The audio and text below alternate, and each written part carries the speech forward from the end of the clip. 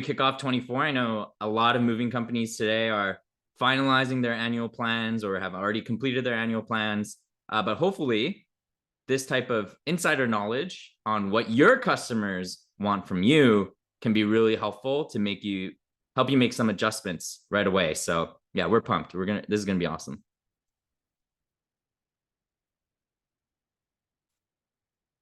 All right, let's get started. So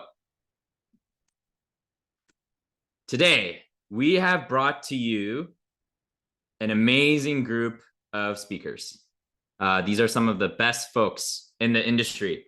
This is a mix of moving industry professionals who are in the operations of their moving business every single day, trying their best to make their customers happier. And we have professionals who have formerly been those people, but are now helping movie companies by specializing their services and experiences. So we have consultants and advisors and people who are suppliers for the industry, and we have the actual operators here themselves. So hopefully this is a good mix of different viewpoints within the industry, and we're going to go over what exactly your customers are expecting from the move experience today. So at Supermove, we have the pleasure of building research reports, and most of the time we usually ask other movers so that other movers can share tips, set benchmarks, and compare and help each other out, which we see our customers and the various members of the industry do all the time. But this time, we decided to go straight to the moving customer. Americans who are planning to move in the next 2 years and have moved in the past before. And we wanted to ask them, what do you expect in the moving experience from moving companies like you all? And we have taken that data and turned it into a complete consumer report and have taken only a few of those data points to discuss with you today. And for you who have registered for this webinar, we're going to send this report to you and you'll get a full copy of the report tomorrow. But we wanted to pick out some highlights to discuss live with you in person so that you get an early sneak peek.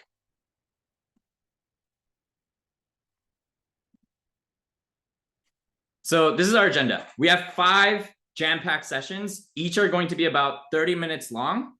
We do have a question and answer box, and we're going to try our best to answer them live via chat or even on air if possible. So I'll be watching that Q&A as I'm moderating the first session. And since this agenda is so packed, we're going to keep things moving along. And if you submitted questions that you don't get an answer for, don't worry. We'll make sure to get back to you with an answer, whether it's on the call or after the event is over. So today, the 5 sessions based on 5 highlights and sneak peeks from our consumer reports are where and why Americans move. And keep in mind, the data set here, we surveyed hundreds of Americans that are planning to move in the next 2 years. So these are your future potential customers, which is super exciting. So where and why do Americans move? How Americans find moving companies. How do you get in front of them? Where do they look? And the price of transition. How does that matter to them? How do they think about price? And then afterwards, during the process, how do your customers want to communicate with you? And afterwards, what makes customers become referral customers? What sort of experience can you cultivate throughout that entire process so that your customers will tell their friends and their family and future customers and also return back as customers? Because we all know that in the industry, the best customers are the ones who refer and come back. All right, so let's kick it off. We're going to start with session 1. And this session focuses on why Americans are moving and why they plan to move within the next 2 years. Hopefully, you can use this information to craft your marketing and sales strategy. So we're going all the way from the top, marketing and sales, and getting those leads into your customer database, all the way down to how do we turn them into referral customers. So I'm your host and moderator, Juan Jun, founder and CEO of Supermove. And with me today, I have Nick DeMoro, who's the founder and chief marketing officer at Mover Marketing AI. Nick has worked in the industry for years, building marketing strategies, and now he's leveraging that expertise to help moving companies through AI. Thanks for joining us, Nick. Thanks so much for having me, Wanjun. I really appreciate it. This is awesome. Yeah, would love for you to introduce yourself to everyone. This will be, yeah, we'd love to hear. Yes. So I've been in the industry for about 7 years now. I started as a salesperson, and through that process, I helped grow a moving company organically through marketing, and that's what I went to school for initially. So I ended up discovering that not only do I love the moving industry, but um, marketing is my passion, and I really enjoy that aspect of the business more so than operations, but we still need those operations guys, of course. So, Well, what's wrong with automate? What's wrong with operations? well, for me, it's a headache. I prefer thinking about those creative problems more so. So that's where I've always, found more success focusing on for me personally.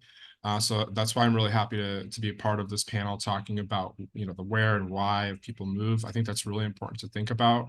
Because at the end of the day, we're dealing with humans, we're dealing with people with emotions, not just numbers on a screen. And the way we communicate with people is extremely important. Awesome. So you were in the industry running a moving company or being part of various moving companies, and then you were Mhm. like, you know what?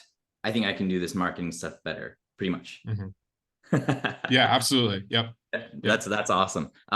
What are some interesting things that you've learned recently that really caught you off guard as you started this journey? Yeah, I mean, I would say, the fact that people are actually very similar. We like to think we're all like unique, and we are Mhm. in our own ways, but I think a lot of people have a lot of the same problems. And so I think that is an opportunity and a benefit to us to realize that, it's really going to be easier for us to connect one-on-one with people when we're doing sales or marketing, when we really try to discover and identify exactly what is going on in their lives, what they're dealing with at the moment, and the right way to communicate with them. So that would be the number one thing. Is like, I thought everyone was very, very unique and special, and kind of an enigma. But actually, no, I think a lot of people are dealing with a lot of the same life situations, and it's something that's actually more of an opportunity for us to consider. Okay, that's super interesting. Yeah, how about we jump in to the first section of the data within our report that kind of like ties in with what you just said. So yeah, super excited. So we surveyed hundreds of Americans, and this is one of the first questions that we asked. Why are you moving? And they got to choose from a different list of options. And the number one reason that Americans are expecting to move within the next 2 years, to be in fact, it's every 2 in 5 Americans, it's due to affordability. Next to affordability, millennials and the younger generation are moving for more space and career shifts, whereas the Gen X and older move for downsizing and being close to family, which sort of makes sense when you're going out through your journey of life. As you're younger, you want more space, and as you get older, you might want less space. So demographic insights like this are super valuable. Nick, so when you saw this data, and when you think about the different moving companies that you're helping out with, how do you use this information? How do you get this data? And then how do you approach it when you're operating these and helping out these moving companies? Is this information valuable to you as a moving company operator? Absolutely. And I'll just say kudos to Supermove for even running a survey like this. In the field of statistics and data, it's very hard to get this kind of information that is reliable. And I know you worked with a firm, Sentiment, to get this data and run a real professional research survey to get this data. Not a lot of people are doing surveys like this. So I think the government does a U.S. Census. This U.S. Census does a American Community Survey. Zillow may be doing some surveys as well. You could probably find information in local real estate databases in your county Yep. and your city. And they'll have stuff like demographics and trends in housing, and maybe also your local government or the business, more the private business side. You can find economic development offices for most cities that are looking to grow. They have a lot of data and information analyses you can depend on, and are also good places to network with business leaders in your community as well. So I would recommend, if you don't know your local economic development office, get to know them because they're going to be a really great resource for you, not only for data, but business relationships. Yep, 100%. So when I saw this data, I saw that like, majority of people are looking for more affordable cost of living, and it's actually half of that base is Gen Z and the younger and the older folks. When you see that, uh, how do you think moving companies should be adapting to, two in every five leads that they're going to get are looking to move into a cheaper, more affordable living situation? How do you think moving companies can sort of accommodate that need?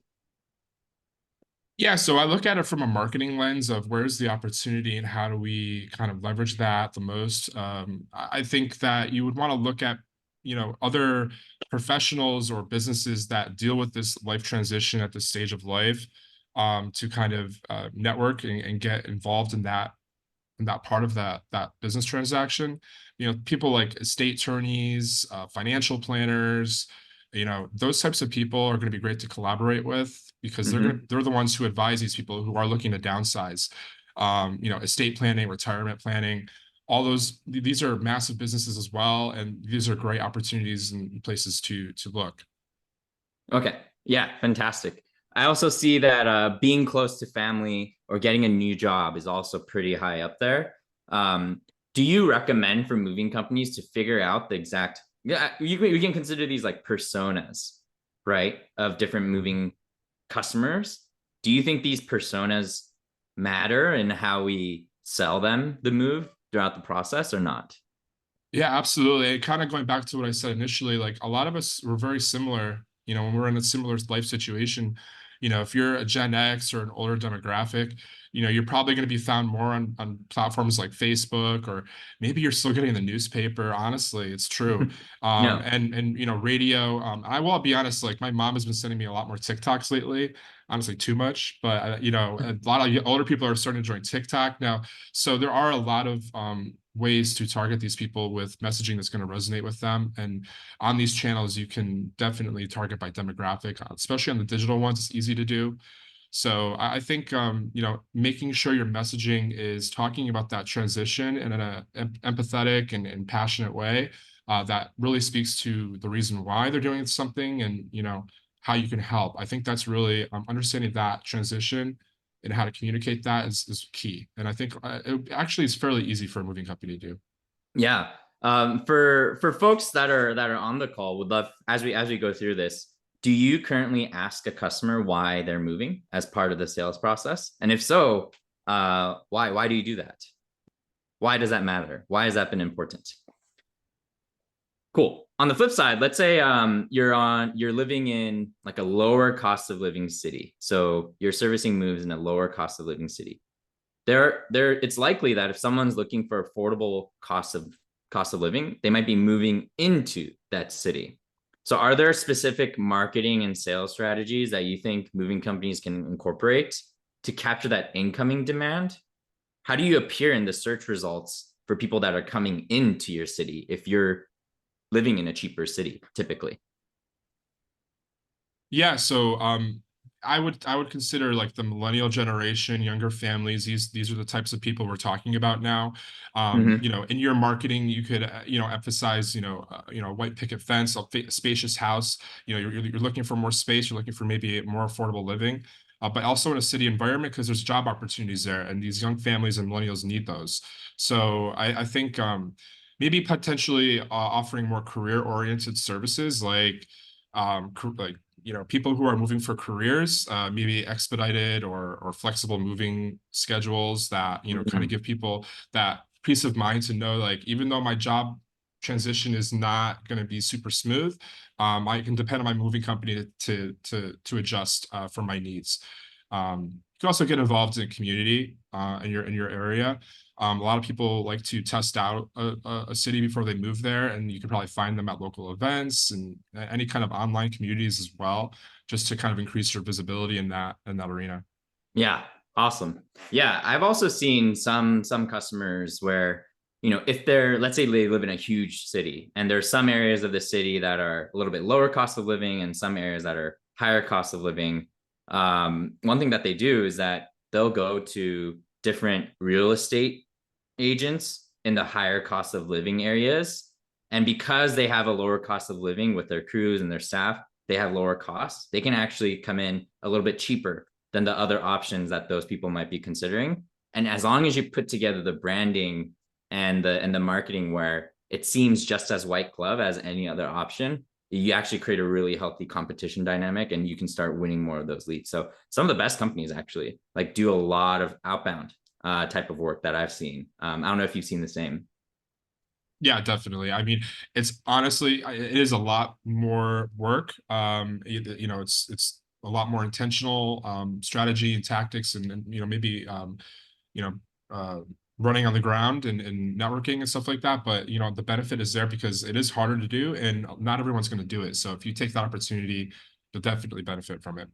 Yeah. And it also helps. Like if you look through your data of all the past moves, you'll probably be able to see, even on like a local or a state or city level, which common counties like are people moving to us from, moving to our area the most, and then targeting those different real estate agents and brokers there first might be huge. So yeah, interesting. Cool. Yeah, let's go to the next.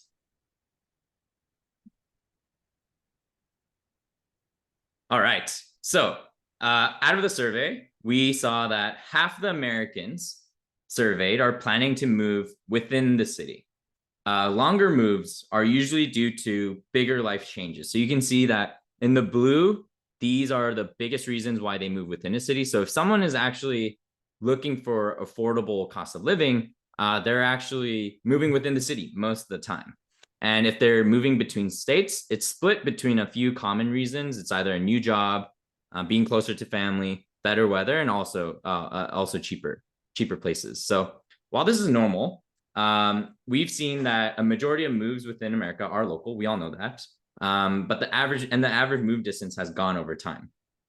So as a moving company, when you're doing the sales and marketing and you decide which types of move to service, whether you use your resources for local or long distance moves, how do you think moving companies can structure their sales and marketing and make that decision, you think?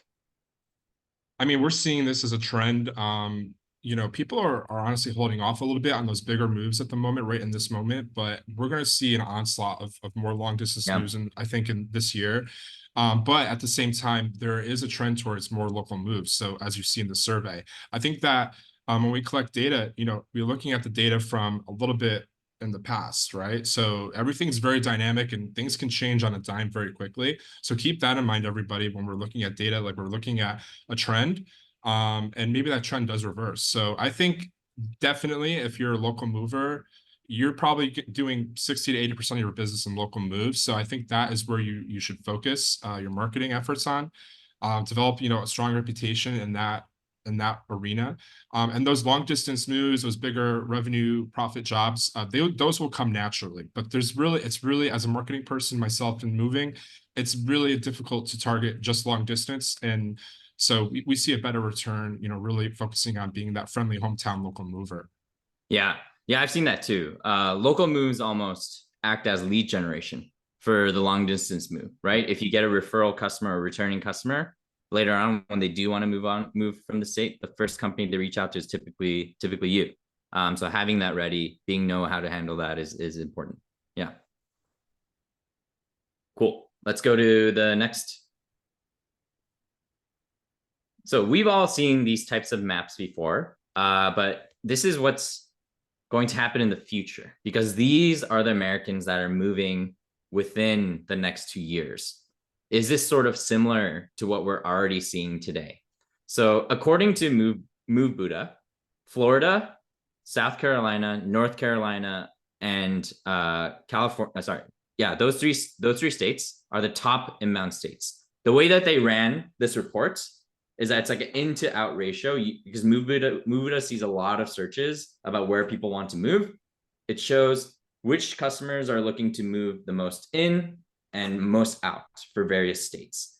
And if you are mostly moving out of that state, that gets highlighted as red in this document. If you're mostly moving into that state, it gets highlighted as green. Looks like Montana is going to have a lot of people coming in pretty soon. So mountain states are picking up the heat. There are clear trends that we see in this report. It's usually based on life circumstances, like we saw in the previous slide, but most importantly, cost of living. So how do you think moving companies can use this regional demand to book more moves? Well, listen, if you're a moving company in one of these mountain states, you're in a good position. And also, if you're in one of these states where people are moving out of, yeah, in the short term, you're in a great position. Hopefully, it bounces back for you in the future. California, Washington, Illinois, Connecticut, New York. People are moving out of these states for very specific reasons. Most likely, like we said in the beginning of the conference here, affordability is the number one reason. There could be better living conditions in these more southern states or mountain states. Maybe they have family that has already retired to these states that they want to go be near. So, inbound states, Florida, South Carolina, North Carolina, like you said, you could potentially, if you're nearby, increase your presence in more of these areas, if you're able to service them. But I would really try to focus the marketing aspect more on, what are their needs? Are they people who are retiring, or are they young professionals? And those two different types of people or personas are going to require two different types of marketing campaigns. So I would really focus on separating and delineating these two different personas and doing different marketing for them in your state. If you're in a mountain state, a lot of people probably move in there because it's a beautiful place. It's low pollution. It's got beautiful views, and there's a lot of outdoor stuff to do. That's a persona right there. People who are active and doing sports, and that's kind of like a way to kind of massage and do some really cool marketing around, hey, come to this awesome state in Montana. We have all this, whitewater rafting and really cool things to do. And that helps brand your company and make you stand out a little bit more from the pack. Yeah. So it's interesting. By understanding why they're moving and where they're moving and understanding the demographics of your customer base, you're saying that you can advertise things differently to sort of try to build a personal connection up front. Absolutely. And that type of stuff is something that is hard to think about initially. And so if you do that, you're way ahead of the pack when it comes to catching the eye of these potential movers, I think. Yeah, cool. Maybe for those in the chat, what have you seen in your state? Does this data sort of represent where you think your customers are moving to and moving from? And how has that impacted your business? Cool. As people answer that, Nick, any sort of last thoughts when you saw this data? Anything you want to help or recommend to these various moving companies that are on the call? Yeah, if you're in one of these outbound states, it's going to be a tougher when it comes to pricing. You're going to want to make sure you're competitive in pricing to capture those outbound movers, because they're moving for affordability reasons mostly, as we Yeah. know. So if they're looking to live in a more affordable place, they're probably looking for a good deal on move too. So consider that, try to be cost effective for them and understand that that's one of their needs, one of their primary needs. Inbound states, people are probably looking for more premium services. If it's like a retirement community, retiring place, like a beautiful state, packing and unpacking services. I want to mention unpacking as well. It's something that we don't do very often typically, but it's something we can do, right? And most of our companies will do that and offer that, but we don't really focus on it too much. And so some of these more older demographics, they would appreciate that. And I think there's a lot of opportunity there to talk about unpacking if it's something that your crew can handle. And that'll increase revenue right there. So I think that is a service that we don't talk enough about. Yeah, that's a super cool thought. So let's say you're in a mixed state where you have a lot of people that are moving out or moving out of the city for affordability reasons, and you get a lot of customers that have more money to have like a better movie experience. From what I know, a lot of moving companies usually offer the same type of service, same type of options for both. Have you seen moving companies that offer like different pricing and packaging for the various types of customers that they could service? Yeah, I mean, there are definitely certain services that a lot of movers don't do, and then maybe like one or two will do. Moving like super heavy items like pool tables and gun safes and hot tubs and jacuzzis. That kind of stuff will set you apart if you can handle it, if you have a special crew that can do it, or if you find a third party that can handle it that you just call upon so that you can just make that process super seamless for your customer. That type of stuff will set you apart, because I know a lot of companies will just say, hey, we don't do that. And then they leave it up to the customer to deal with it. I like to kind of urge, my clients, anyone who I'm working with, like, try to be the problem solver for your customer. They're going to really appreciate that, because moving is honestly the most stressful time in a person's life. So the more we can do to help them, I think not only does that help your reputation, but your revenue will show for it too. So Cool. Awesome. Any other final thoughts? no, this has been really fun. This is a really cool topic, very interesting discussion, and I really appreciate the survey, the time and resources you use to get this done. It's really cool. Awesome. Cool. Thanks, Nick. Thanks for hopping on. Thanks. All right. I'm going to hand it off to RB, who is our VP of marketing here. Thanks, Juan June. I think we're gonna take a quick 1-minute break, 30 minutes of powerhouse content. So we got a couple more sessions to go. So take a minute break as we bring on our next set of speakers. Cool. Thanks.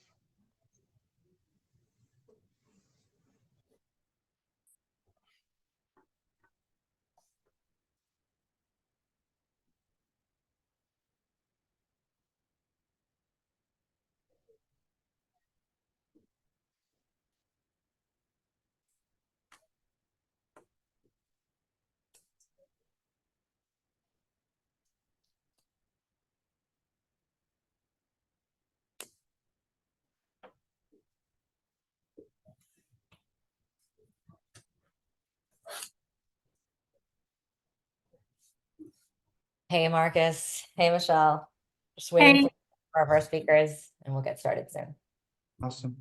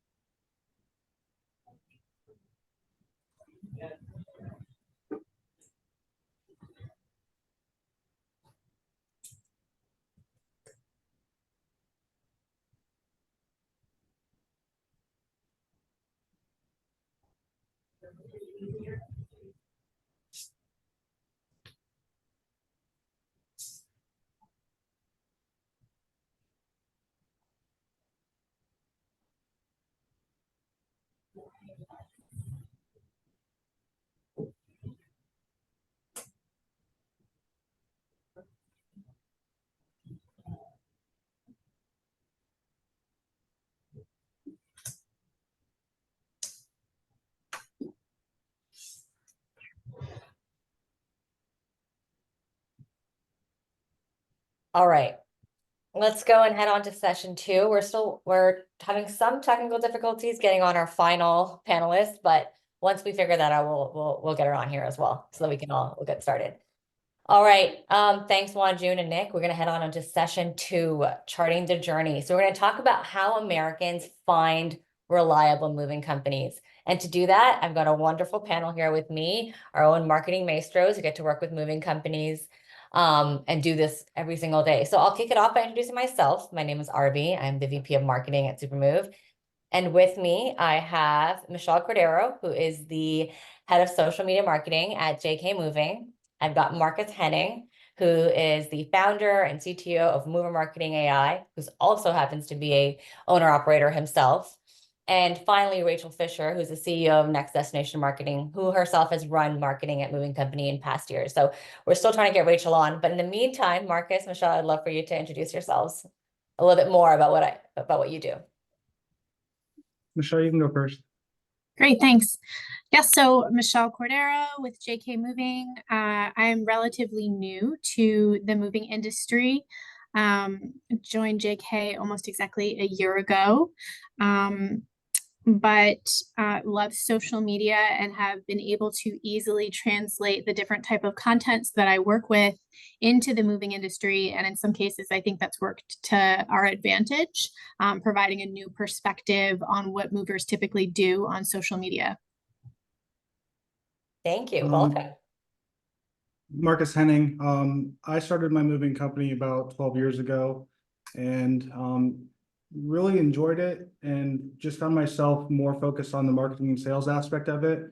So about 5 years into owning my company, I put the systems and procedures in place to step away from the business and just focus purely on marketing.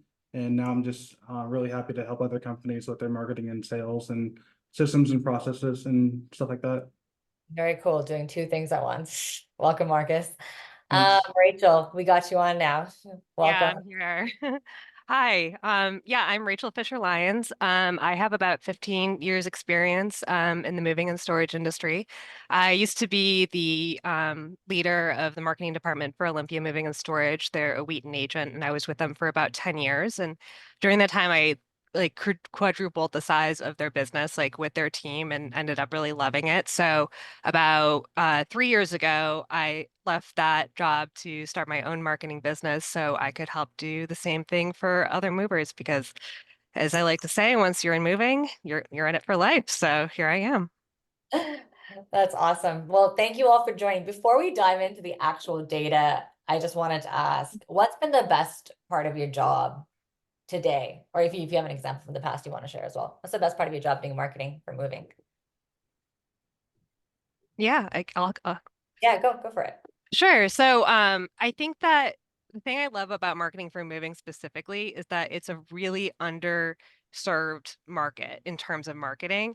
And I think that a struggle with that is people have a perception of what moving is and they think it's very simple, when in reality, behind the scenes, I think it's a lot more complicated. So it's really great to be able to work with people, and when you talk to them and realize that you get it and you're on the same page and you understand what moves the needle in their business. So just being able to like niche down has been one of my favorite parts of working with movers specifically. That's awesome. Agreed. Marcus? Yeah, so I really like Rachel said, the ability to find solutions that really like leverage the outcomes with just small changes. That a lot of times when someone starts a moving company, they work day to day into it and they work through all of the stresses and everything about the business. Sometimes they lose sight of like other things that they're missing out on, and being able to give like an outside perspective that makes dramatic changes to their business is what I get excited about. Very cool. Yeah, Michelle? for me, it's been the people. Like I said, I'm somewhat new to the moving industry, having only been in for a year. And I was actually on Capitol Hill working in a totally different industry before this. And it's just been such a fresh, like, it's just the people. It's the people, everything. They're smart, they're kind, they're real, they're hardworking. It's just very different from the environments that I've been around in the past. And so the people are definitely my favorite part. Couldn't have said it better. Amazing. Well, thank you all for joining. I think we can now dive in and get right to the juice. So we'll kick off with, one of the pieces of data that we got from our survey, which is when people actually start planning their move. So when we asked Americans who are planning to move in the next 2 years, how far in advance they typically start planning, which means like start searching for a moving company, 79% of them said within 3 months of their move, of which almost half, so half of that 79%, are within 1 month. So really coming down to that final stretch. right? So, should you care about when your customers start planning their move, and how do you think about it? How do you incorporate that into your marketing strategy? Because the way I see it is like there's a brand awareness and then there's the lead acquisition part. But how do you all think about how have you incorporated that into your strategy? Marcus, you want to start us off? Yeah, definitely. So for the brand awareness, that's basically the step where there's something that's getting them ready to move, like they're selling their house and they show up on MLS, whatever the case is. And then that's the time where you can't be too intrusive, in my opinion. You can just be brand awareness. You can get in front of them in, emails, postcards, banner ads, stuff like that. And it's, looking at the data side here, I get really excited about it because knowing that these are the reasons people are moving, I'm going to put 3 different ads that are just going to rotate. So one of my 10 ads that I hit them with will be more close to what they're thinking about with their move, whether it's, downsizing or affordability. So I really like, the ability. Can you go with the question? Because I got a little distracted. No, it was just like, how do you incorporate knowing when people actually start their move? And we know that majority of them start within a month to 3 months. Yeah. How do So, there's data side like USA Home Listings that can provide you information about people moving, lead gen, stuff like that. Thank you. Rachel, how about you? How do you separate the two and how do you use that timeline? Yeah, I think when movers see that people are planning their move with like 1 month or less, like advance notice, I think that gives them like a small heart attack. Like I know that it does for me. I think it's really concerning for like especially if you're a full service mover, if you're like a higher end mover, I think that a shorter timeline to plan is extremely concerning because I think that in order to market to those people, I think you need more time because first of all, people are going to budget more for the move if they're going to be planning it earlier. Usually like the move is at the end of the transaction, like they've already spent like all this money like marketing and listing their home and everything else associated with the relocation and then they're like, "Oh yeah, I have to move and I have, $600 left," right? And that's really not going to work for a lot of the movers in the market. So you really have to get in there earlier. They also need more time to like understand the difference, research movers, prepare for the move. So if we want to have that larger timeline, we should definitely be starting the marketing process at the time of listing. But I think you even have to go even to the time of pre-listing. You have to start targeting them there. So like, how do you do that? And that's why I think that a lot of movers need to focus on marketing to their relationships. The people like the listing agents, they're going to know about these customers before they are even, you know, listing the property. And they need to think about that when they're planning their marketing content because they need marketing content that is going to be planning that pre-listing process, the staging process, all that, so that we can be capturing those customers earlier. Yeah, absolutely. I always think of it as like you want to start marketing before your customer even has that need, right? But then you want to be discoverable when they come looking for you, right? 100%. Speaking about, marketing, before your customer even has that need, I think that's where social media plays a great role. So Michelle, we'd love to hear your thoughts on that. Yeah, I was going to come at it from a social perspective. It makes a lot of sense, Rachel, what you just said, because coming at it and what you said, when you look at it from a social perspective, really that brand awareness and lead acquisition, that sort of infinity loop is achieved at the same time. Everything that we do on social at JK is created with the intention that our viewer could be a potential customer now or later. So for example, if you're putting out one piece of content, let's say a reel, for example, that's 3 things you should know before you move, you're going to establish that the voice of an authority. You're going to have the brand awareness with your truck footage in the background. And then you're going to want to do this a lot because people, have to see your brand upwards of 7 times before they're going to remember you. So the more you do this, the better. And then at the same time, you could be speaking directly to a potential customer with this video who may be indeed planning to move at that time. And here's where it gets even more interesting is through social, you could include things like DM automation, where you just tell them to drop a comment like move if you're moving, and then you know, that's all they have to do. And then boom, they're on your website. So that's how that infinity loop kind of works all as one together on social. That's very cool. That's really cool. I mean, we're talking about being consistent. I don't, is there like a benchmark you'd set or you recommend? I know some people, some of us are like, how many times do I post on social media? Like, what do I post on social media, right?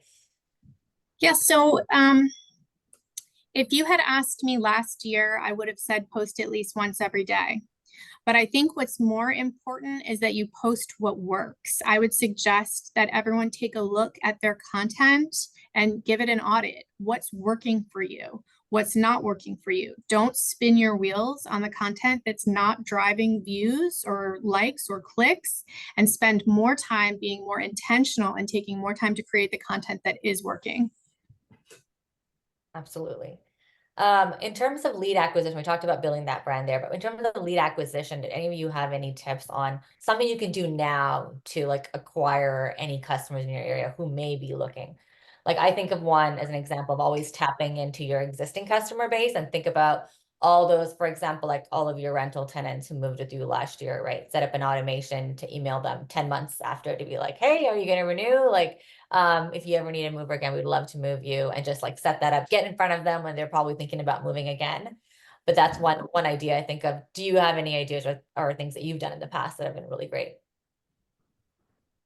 I've always based most of my marketing strategies for movers around driving referrals. So customer referrals, like you mentioned, that's like a huge piece of it, of course. But the referrals from the other people in the transaction, I think that's honestly, I think where you want to focus more of your efforts, because those people are going to know, you know, dozens, maybe even hundreds of people who are going to be moving every year versus marketing directly to a customer who's going to, you know, move once every 7 years, maybe, I think is like the general statistic, right?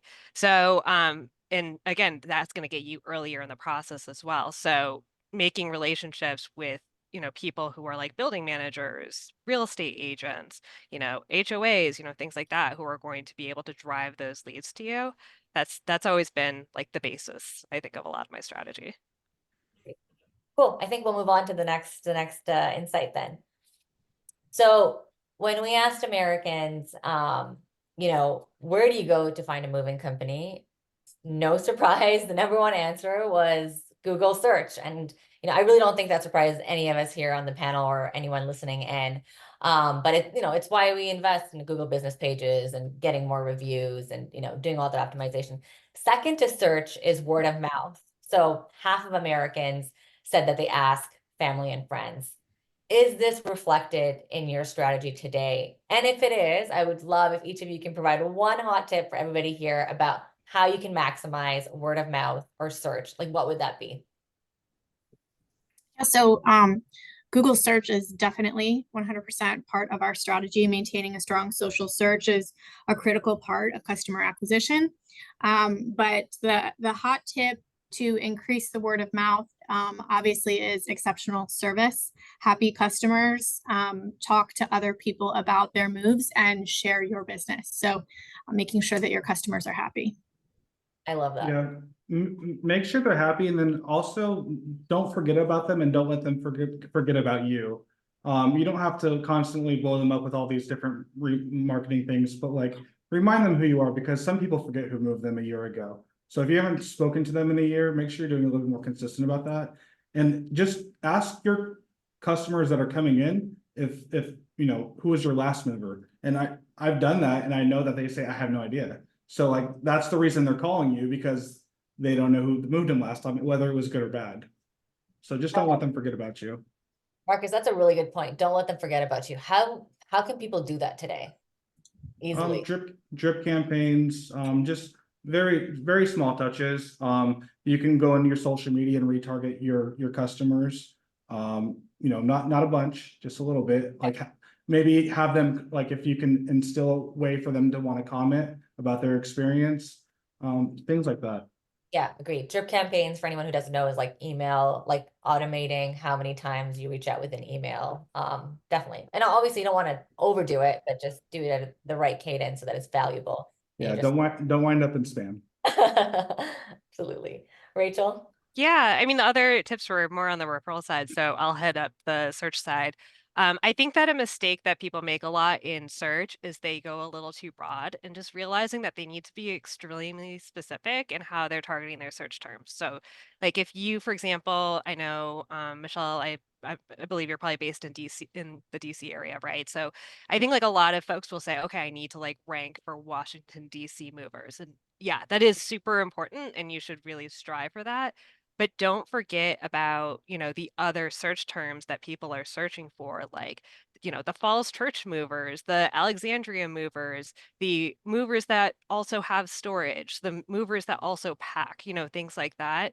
I think that people focus too much on the, you know, the bigger search terms when sometimes it's much easier to rank and convert people on those, you know, longer, more specific search terms as well. So keep that in mind with the search strategy. That's a good point. And we'll talk about other services as well in other sessions here today. But I want to dive a little bit into that before we go on is search. There's two ways of approaching it, right? There's organic search, which is where the SEO and making sure that you're showing up. And then there's paid search. So do any of you have recommendations on, you know, do you need paid and how would you approach paid if you have a limited budget or you have obviously a larger budget? Like where would you prioritize the funds if you wanted to dive into paid and try it out? Well, I will say that if you're gonna do major paid ads and you don't have a lot of budget, there's certain times of the year and certain times of the like economy that it gets much worse. Overall, I believe from the last information I've seen, there's about like a 33% loss in traffic for people moving, trying to find movers. And so what's happening is as moving companies have less traffic coming in, more people are focusing on PPC ads. So that means Google has less supply and there's a lot more demand. So that might not be an area of focus if you don't have a lot of budget, but I would always test it. Just continue to test it. Don't do something once and think that that's it. Maybe try again in 3 months, try again in 6 months, whatever you can do, but don't just give up because there's a lot of moving companies killing it in those avenues. Great advice. Yeah. And I think just like start with, if you wanted to start, you'd start with low hanging fruit, like Rachel just said, for those specific location specific, time period specific, that you know they have intention to move. They are looking for someone like you. Those are the type of keywords I would put any, you know, beginning budget towards paid search for sure. Cool. Going back to this chart, I think we've, you know, going beyond the two obvious channels of Google search and referrals, we see social media takes third place, right? And it's kind of fun to see the generational trends, which kind of shape which channels dominate. So we see that, first of all, everybody's, you know, relying on Facebook to find movers. Probably no surprise. But then you see like Gen Z and millennials kind of start peaking. They're the most significant generation to say TikTok. So not that we all should be on, not everyone should be on TikTok, but I think I'll start with you, Michelle, because it's like, how do you leverage demographic insight to drive your social strategy or your customer insight to drive your social strategy? Yeah, so JK's customer base tends to skew older.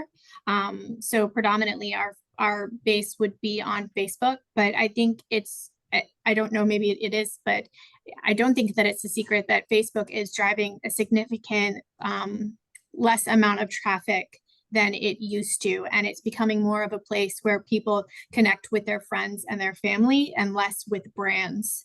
So JK's shifted our focus to engaging in Facebook groups and communities and put a lot more energy into Instagram. Nice. And so you're seeing a growing shift in Instagram. I think we can really bucket Facebook and Instagram because they're owned by the same company now. Yeah, and Instagram actually has about 100 million more downloads than in the App Store than Facebook does. So it's kind of taken off in popularity. Cool. Marcus, Rachel, do you have any tidbits to add on social there? Yeah. I think that something that movers make a mistake on sometimes with social is realizing that different channels are for different people and like what your strategy is depends on who you're targeting, right? So I think like if you want to be driving direct leads through social, first of all, that's going to take a lot of effort and a lot of content. I don't think people like realize how much content you have to put out there in order to get like a lot of reach, like through those channels, right? So that's really where you're going to be wanting to focus your energies the way that Michelle was talking about, on Instagram, on Facebook, and yeah, you know what, TikTok too. Like I'm on TikTok and I'm in my 30s, so it's happening. So and then but I think that also don't forget that social is also huge for business to business and referral based marketing as well, right? And that's where you really want to be focusing your energies on LinkedIn, on Facebook and Instagram, but probably more primarily in LinkedIn, but like the other, those other channels, your B2B contacts are on there too. So, I think a lot of people are like, oh, okay, I'm going to put this post with like packing tips, right?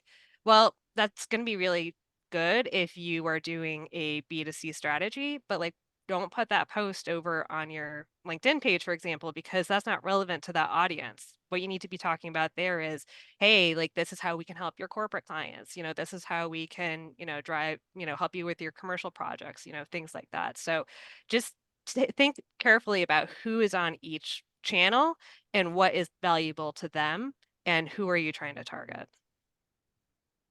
Yeah, so with social media, what I like to do mostly for is besides the brand awareness up front, but when they actually come in and get a quote from the moving company, that's when we like to hit them with like the social proof and like reassurance that we're a real legit company. And like, so then scrolling through and they're like, hey, I got a quote from them. They look super friendly, always smiling, always taking good care of their customers.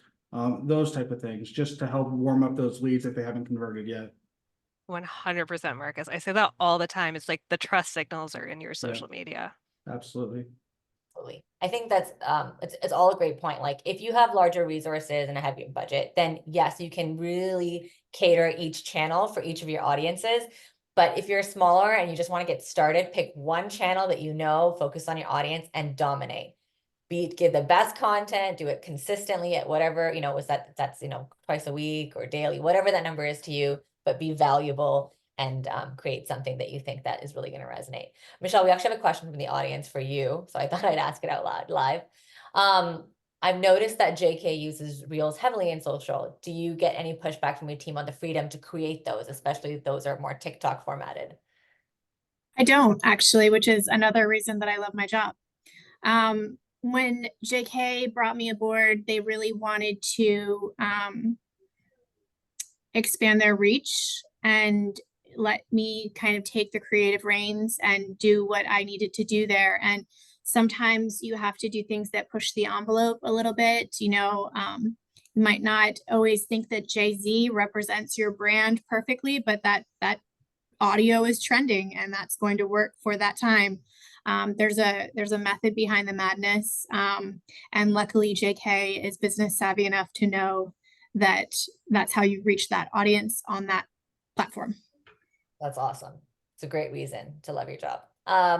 One final question. What tips and tricks do you have for LinkedIn for reaching out to people and connecting with them without being those people who connect and instantly pitch, right? They want to connect realtors, property managers, facility admin, etc. Anyone want to take that? Sure. I always say with LinkedIn, start with like your real relationships and then grow it out from there, right? So if you're trying to connect, it says realtors, property managers, assisted living, right? So connect with your real relationships in those segments, the people that in person, you've met in person, your current clients, things like that. And then start posting content that is related to those niches. And basically, the way LinkedIn works is like if someone engages with something, then it's more likely that like their network will see your post, right? So basically what you want to do is just get the support of your real, quote unquote real friends over on LinkedIn, and as they engage with your content, then it's going to start pushing your content out to people who don't know you in real life, and then they'll start coming to you. So Yeah, agreed. And even like responding or engaging with their content, what they're posting before you're 100%. any of their Yeah. time. Like Are you even engaging with what they're putting to say? Are you giving them some value, some insights? You want to comment, give them some advice before connecting? I think that always helps before just direct pitches on social media. So one of the things that we do, and we try to have our clients do too, is every 5-star review that you get is an opportunity to share with a realtor that sold them the house. So if you find them on LinkedIn or you find their email or wherever, it's a good reason to talk to them and just say, hey, I just want to let you know I moved a mutual client. They had a great experience. I'm here to help in the future community thing. And that could be email, could be LinkedIn, however you choose. But I always like to have something to bring to the table, not just a cold. Realtors get hit up all the time, so don't do that. That's a great tip, actually, for sure. All right, we only got like less than 5 minutes, so we're gonna wrap this up on our last final insight is that we asked Americans what makes them willing to pay more for one moving company over another. Now, there were a lot of answers, but for this session, we were only going to primarily focus on the answers that we believe marketing can control and influence, which was 36% said reviews and ratings, 32% recommendations from family and friends, 27% said well-known brand, 21% said online presence matters. So what's your take on this? I mean, that 20 to 30 something percent, that's not the vast majority, but it's also not an insignificant amount. It could be your differentiator. So I would love to know, like, how, I mean, how do you use this as differentiators currently with, in what you do? Yeah, so from a social perspective, obviously, yes, brand and reputation 100% sets you apart. I think JK is a good brand to speak on this. And from a social media perspective, a tactic that I think that can really help you in this area, if you can afford to do so, would be working with an influencer and influencer marketing. It's a quick way to work with someone who has hundreds of thousands of followers who trust their recommendation, so that it instantly gives you that like brand credibility. And then it also helps you build a stronger brand awareness at the same time. JK recently has worked with 2 influencers in the past year, and there's a lot to learn. You don't want to just dive right in, but if your campaign is executed correctly, there can be great benefits. It lives as like a living, breathing testimony that continues to, keep giving. It broadens your audience, not just by numbers, but also by demographics. If you work with someone whose audience is generally someone that you don't typically get to follow you, for us, that was women. We didn't have a lot of women that followed us. JK was a brand that a lot of men followed, but we worked with a female influencer, and boom, all of a sudden, Lindsay S is commenting on all of our posts. And then I would argue that in 2024, influencer marketing should be part of a healthy content strategy for almost every brand. It's kind of the new thing that you need to be doing in your advertising, and you should try it out. That's awesome. Even like realtor influencers in your area. Absolutely.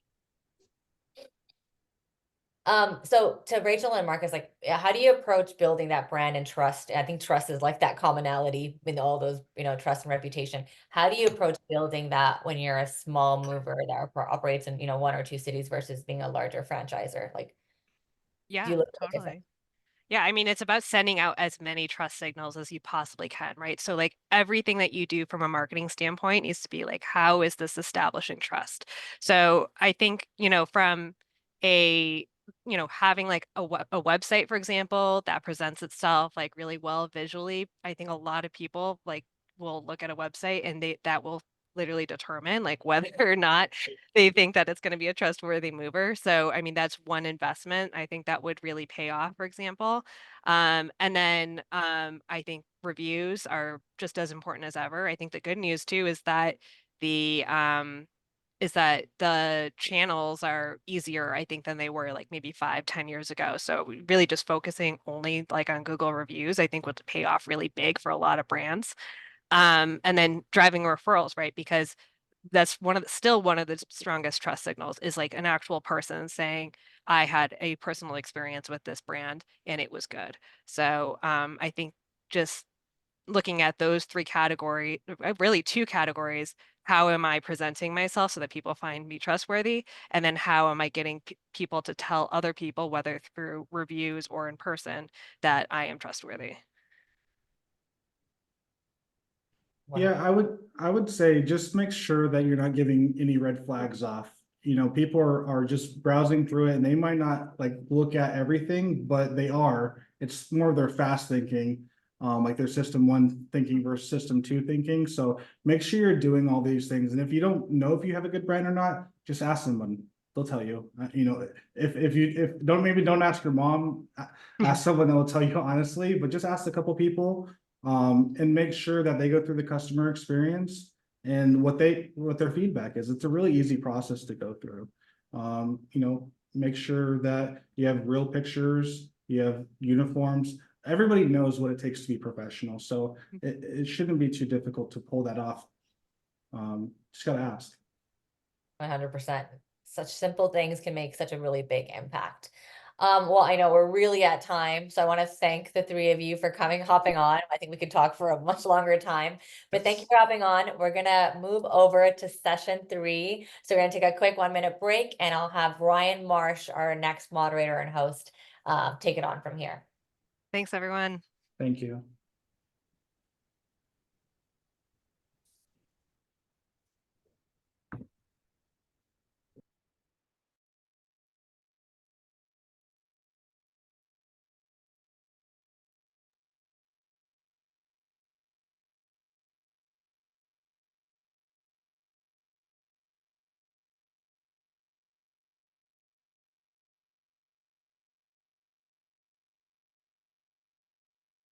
Appreciate the patience, everyone, as we as our panelists start to filter in here.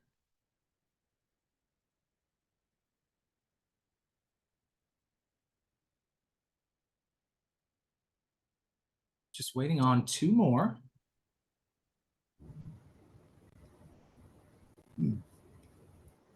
Hey, looking to get the camera on here. Sounds good, Cody. Hey, Ryan. Hey, Bo. Good to see you. Yes, sir. Thanks for having me. Ooh, we got Cody and Carrie both on the same. I like this. This is awesome. All right, everybody, we probably should get this kicking off just to be respectful for everybody's time and to kind of keep this thing in motion here. So this is session 3 of Moving America. I'm Ryan Marsh, your moderator, and look forward to diving into the price of transition with my fellow panelists. So joining me today, we have Bo Roscoe, Chief Executive Officer of Nagley Moving and Storage. We have Cody Gordon, Sales Manager of MoveBees, as well as Cassie Fitzwater, Operations Manager of MoveBees. So again, appreciate you 3 joining on. How's everybody doing today? Doing great, Ryan. Yeah, we're doing well. Thanks for having us. Excellent, a little audio there. We'll get that one figured out. But so we only have 30 minutes to cover this one, and we've got a lot to roll into. So let's jump right into this here. All right. Slide. Hey, you know what, Ryan? Let me fix this audio issue real quick. You guys just keep rolling, and I'm gonna jump right back in. Is that okay? Sounds good. We'll roll, wait, we'll roll. All right. 1 second. All right, well, we're going to keep rolling here just to keep respectful on time. But so we've asked Americans who are looking to move, basically, what do you value the most about pricing? And surprisingly enough, it was not the lowest possible price. It actually was no hidden fees and no surprise costs, followed up by upfront and transparent pricing. And if we break that data down just a touch further, it's interesting. The younger the generation, the less that they valued price. The older the generation, the more price conscious that they are. So, Bo, it seems like it's just you and I at this point. So I'm going to kick this question over to you if that's all right. So kind of letting that all sink in and kind of looking at the data down below. What's your take on this? And what have you and your sales team seen with your customers when it comes to transparent pricing? No, that's a great question, Ryan. And it's great to see the data come up because sales can be so emotional. And I think you can get a lot of biases baked into how you approach certain sales and really flipping that script to be really customer centric. And by being customer centric is really who is that customer? because now that we see such a mix of generations that are using these services, it's important to ask those probing questions right in the front. There are folks that are going to want to know the details about pricing. There are folks that want to just have no hidden costs. So that initial introductory of doing more asking than more telling, so you can get a good feel of who you're servicing, as well as what you're trying to solve for them individually, has really been the key to our success to landing and converting these leads.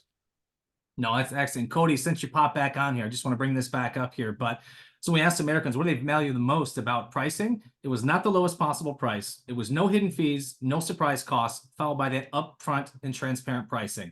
So more or less, what do you generally recommend, and how do you guide your customers through while evaluating price? Yeah, so that's definitely something that we've noticed here.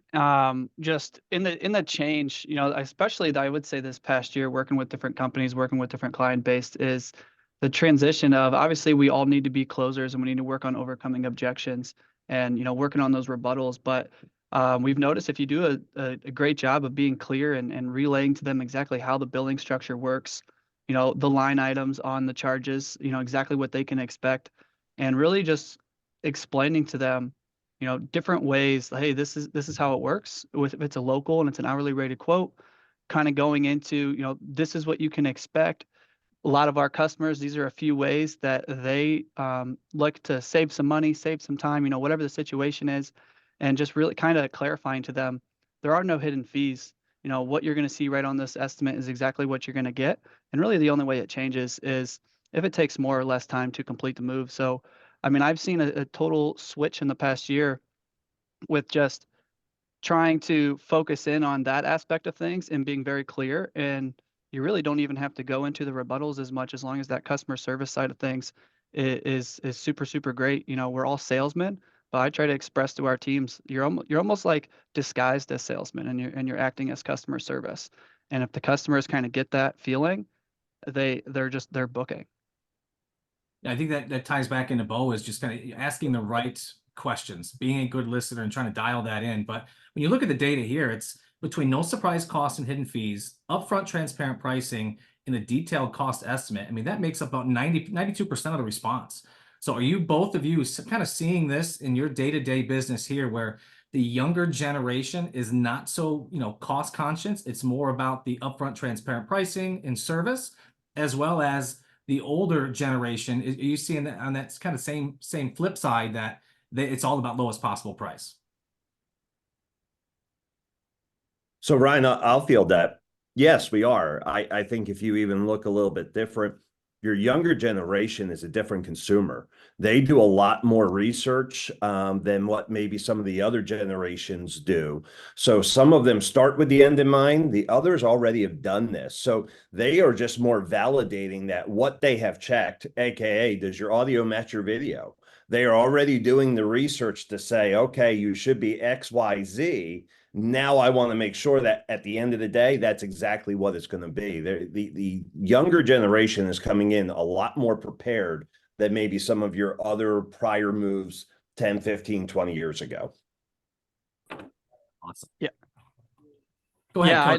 Yeah, I just see it as so huge, especially with the younger generations, is you know, the follow-up process, you know, and that's what we're here at MoveBeats. That's what we kind of like structure everything on, is the follow-up.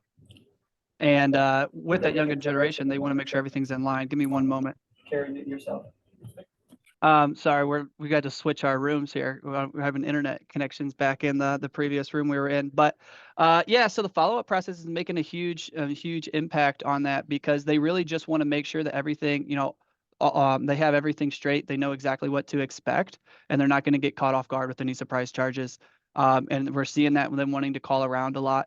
And that's where we're really just trying to arm them with the right questions that's going to help us and make sure we're really servicing them the best way possible, of making sure they're understanding exactly what they're going to get on the day of the move.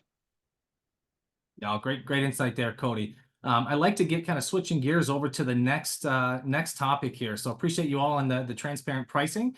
But this one, I want to say, it was surprising, but not so much. But when we polled Americans, right, 76% of Americans looking to move said that they expect your moving company to offer valuation coverage as an add-on to protect their belongings. I mean, that's a major majority, and potentially something moving companies who are not offering valuation today can potentially capitalize. So this seems like, really simple add-on. However, to me, it kind of truly depends on the quality that your company is delivering, right? So I'd like to open this one up to the panel and just kind of a couple questions here. But I guess number one is, what's been your customer's response to you all while you're offering the valuation?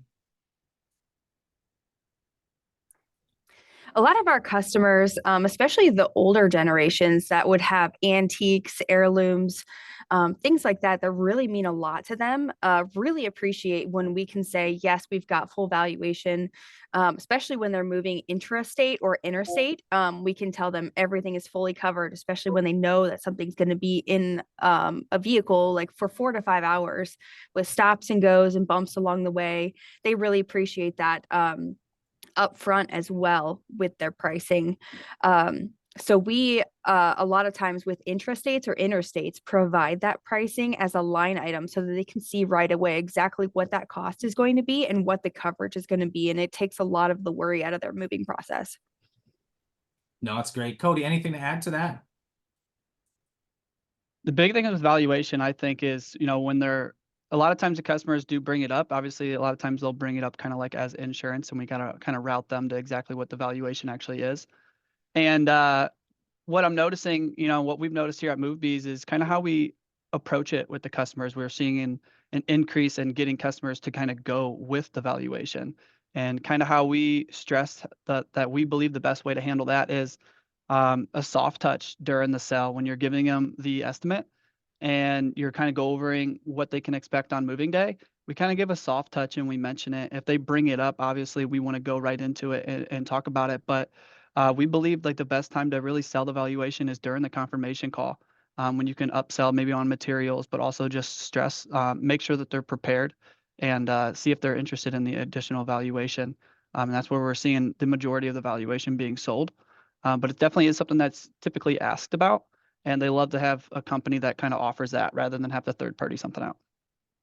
No, excellent. Great thing there, Cody. But for Bo, obviously with almost 80% of Americans saying that they expect your moving company to offer the valuation coverage, at what point do you bring this up in conversation? I feel like this is kind of part of that transparency and pricing as well. But when do you all bring this up throughout the process? And how are you guys kind of covering this today? Yeah, no, great question, Ryan. And I would back it all the way up when we were talking about the initial transparency and explanation. There is such a gap with awareness and education for a lot of people who relocate to begin with. So really focusing on a common language, and we approach this because valuation is, we've already seen 3 questions pop up of the moving industry saying, what exactly is valuation? So we have a hard time explaining this in our own industry, not alone hand this off to a consumer.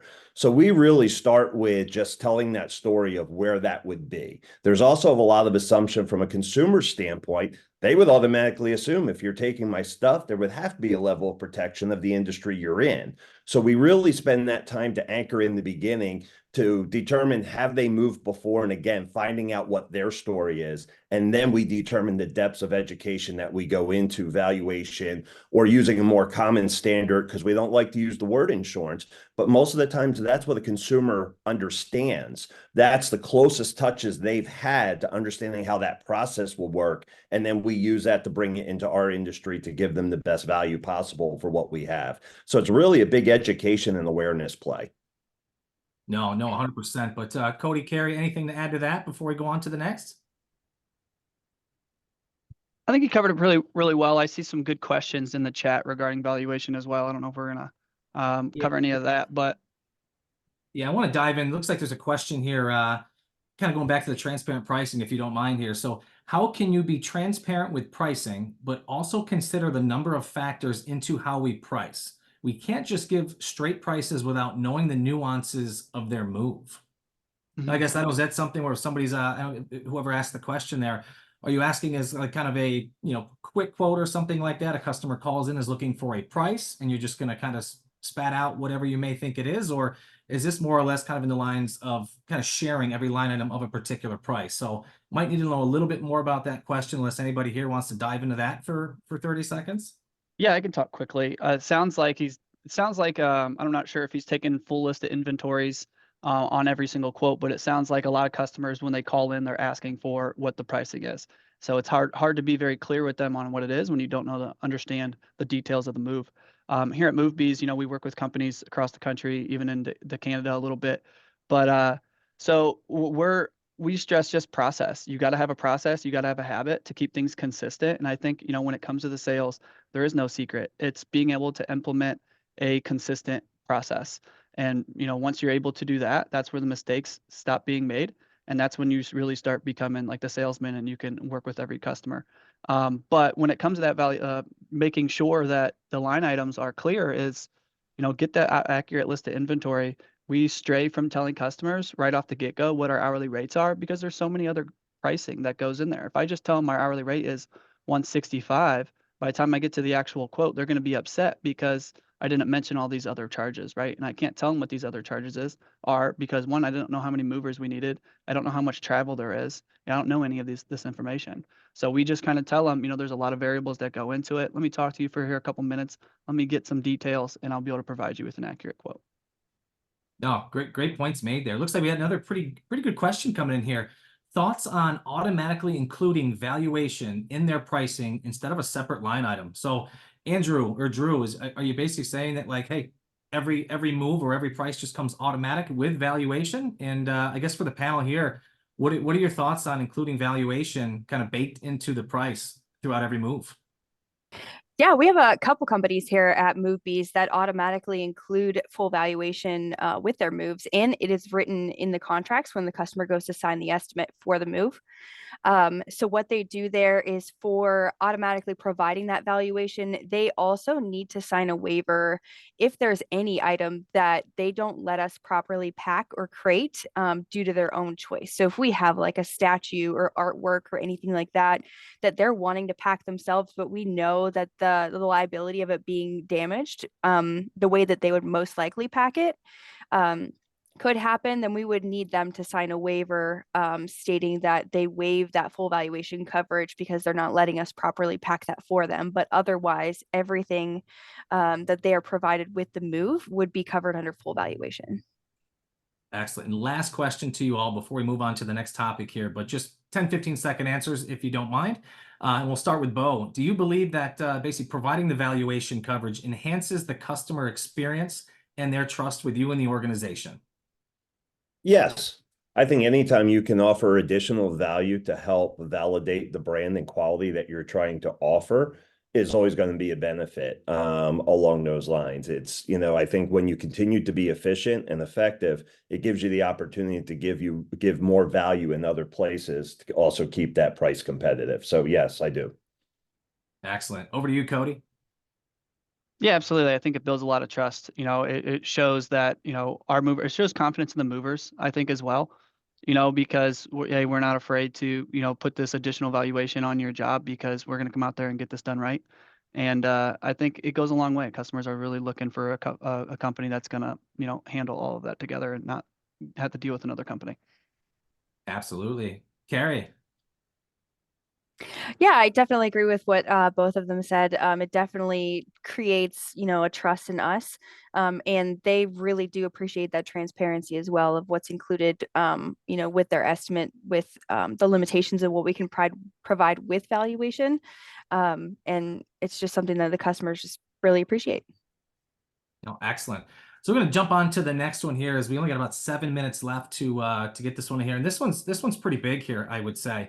And that's willingness to pay more. So we asked Americans basically what makes the customer want to pay more for one company over another company. And the top 5 responses were rather interesting. So valuation coverage, right? We just kind of capped on that. And but remember, almost 80% of your future customers expect you to offer it. So there's potential for another stream of revenue if you're not offering that today. But going on to the second bullet point here, which I think this one's really interesting, and I keep hearing more and more about this as I'm talking to hundreds of business owners, since I've been a part of the Supermove. But payment flexibility.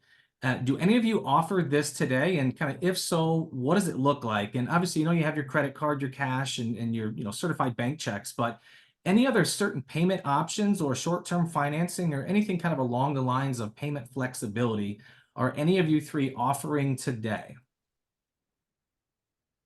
Yeah, I'll take this first, Ryan. Yeah, I mean, I think with the explosion of mobile payment services, your Venmos and PayPals, and what we have transitioned over the last 10 years, there's a lot more consumer options now.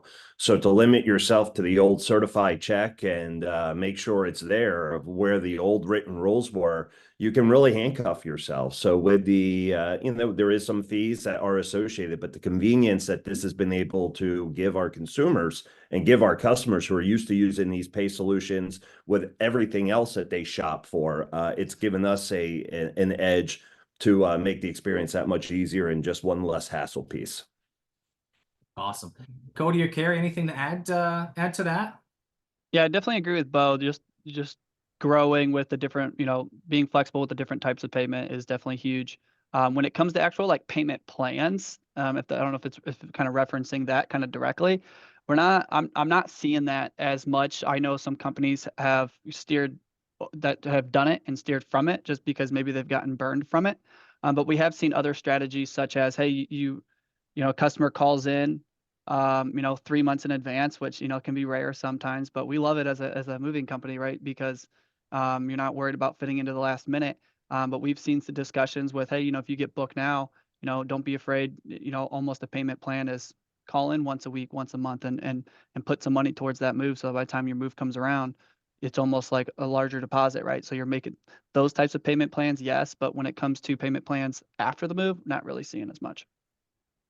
No, excellent. And so kind of skipping off that one here, I mean, down to multiple services offered, which came up number 3 in the poll. And I think this one is definitely a differentiator for many companies out there.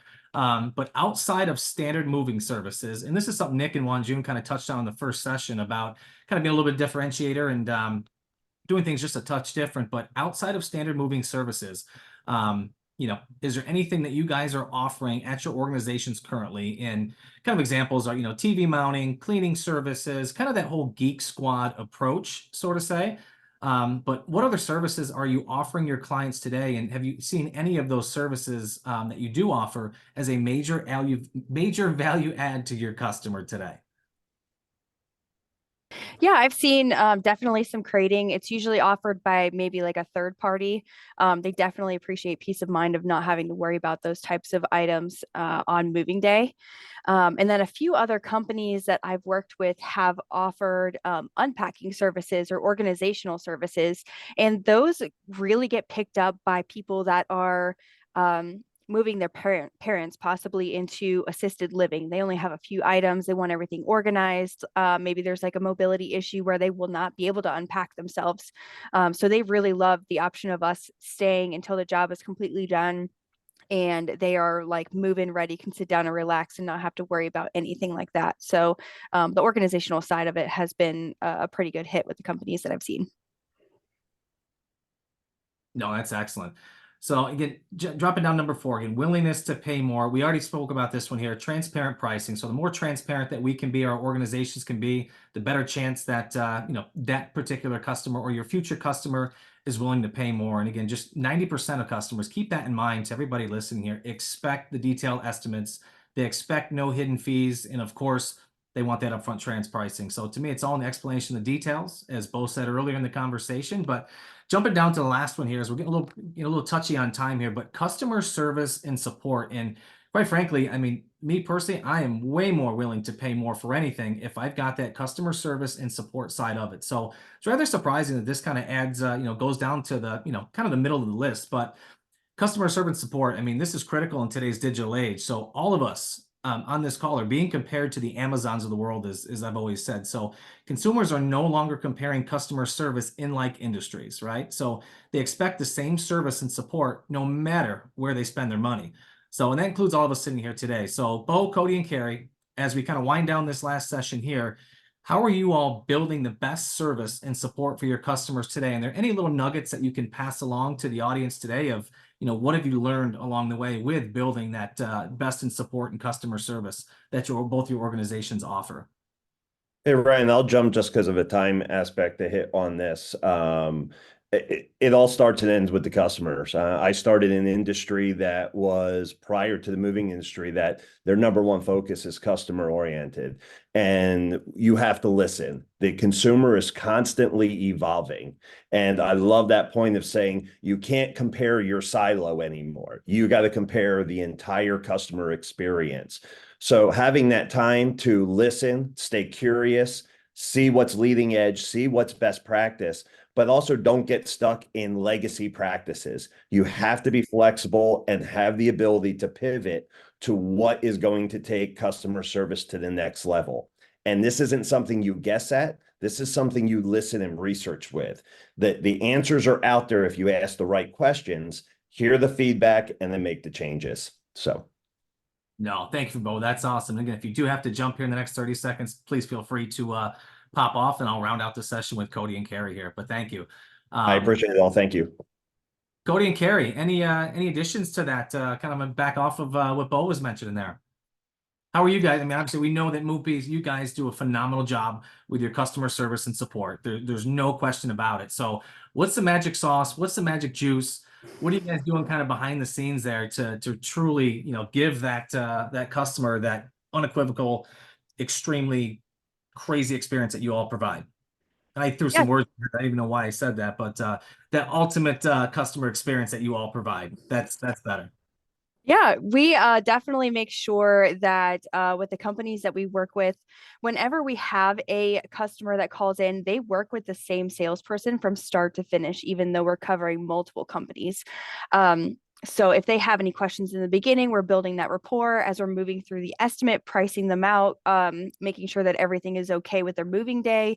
Even if they need to call in with reschedules or delays or anything like that, they're constantly talking with that person that they got their estimate from, who answered the phone the first time and talked to them from the very beginning.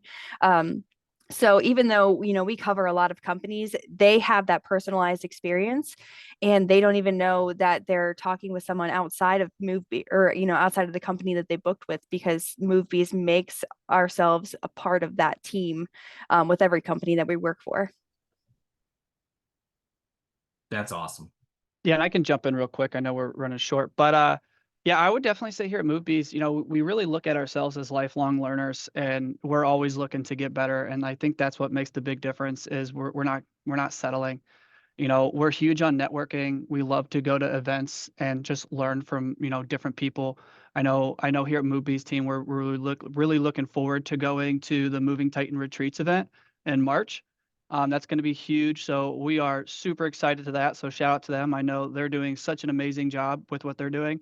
But just different things like that. That's what's really helping us step up and kind of being above the competition, right? And just building rapport with the customer and just being clear with them. You know, I think that's really what sets us apart. But yeah, if you guys haven't heard anything about it, I would definitely check out the Moving Titan Retreat. It's going to be huge. You can even, you know, give us a call if you're interested in going. But here at MoveBees, I mean, just focusing on the sales end of things and not getting complacent. We just want to keep growing, and we want to just learn new strategies. No, excellent. Those guys are doing amazing things. I follow them online, and I just love the energy that they're putting into this industry. And it's been a breath of fresh air to see what those folks are doing. Yeah. So we're kind of running up on time here. It doesn't look like we have any questions in the box, but if you happen to have a question, please pop one in, and I'll absolutely get to that here after this session and into the next. But Cody, Carrie, I know Bo had to drop off, but really appreciate you guys popping on here, taking the time to review this stuff with you and kind of pump out this data to all the listeners that we have, and really appreciate what you and MoveBees are doing for this industry as a whole. So I appreciate you all, and enjoy the rest of your day.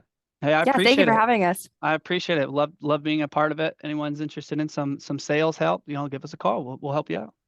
Absolutely. Some of the best in the business here at MoveBees. Thank you, Cody. Thank you, Carrie.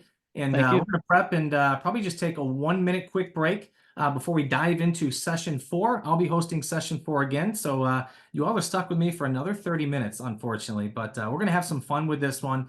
And just give us about 45 seconds to a minute or so to get our panelists on. And then we'll get rocking and rolling with this one.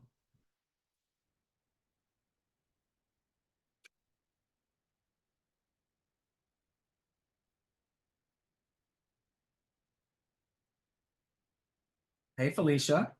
Hi. just waiting on Joe here, and we'll get after it. Next slide, maybe.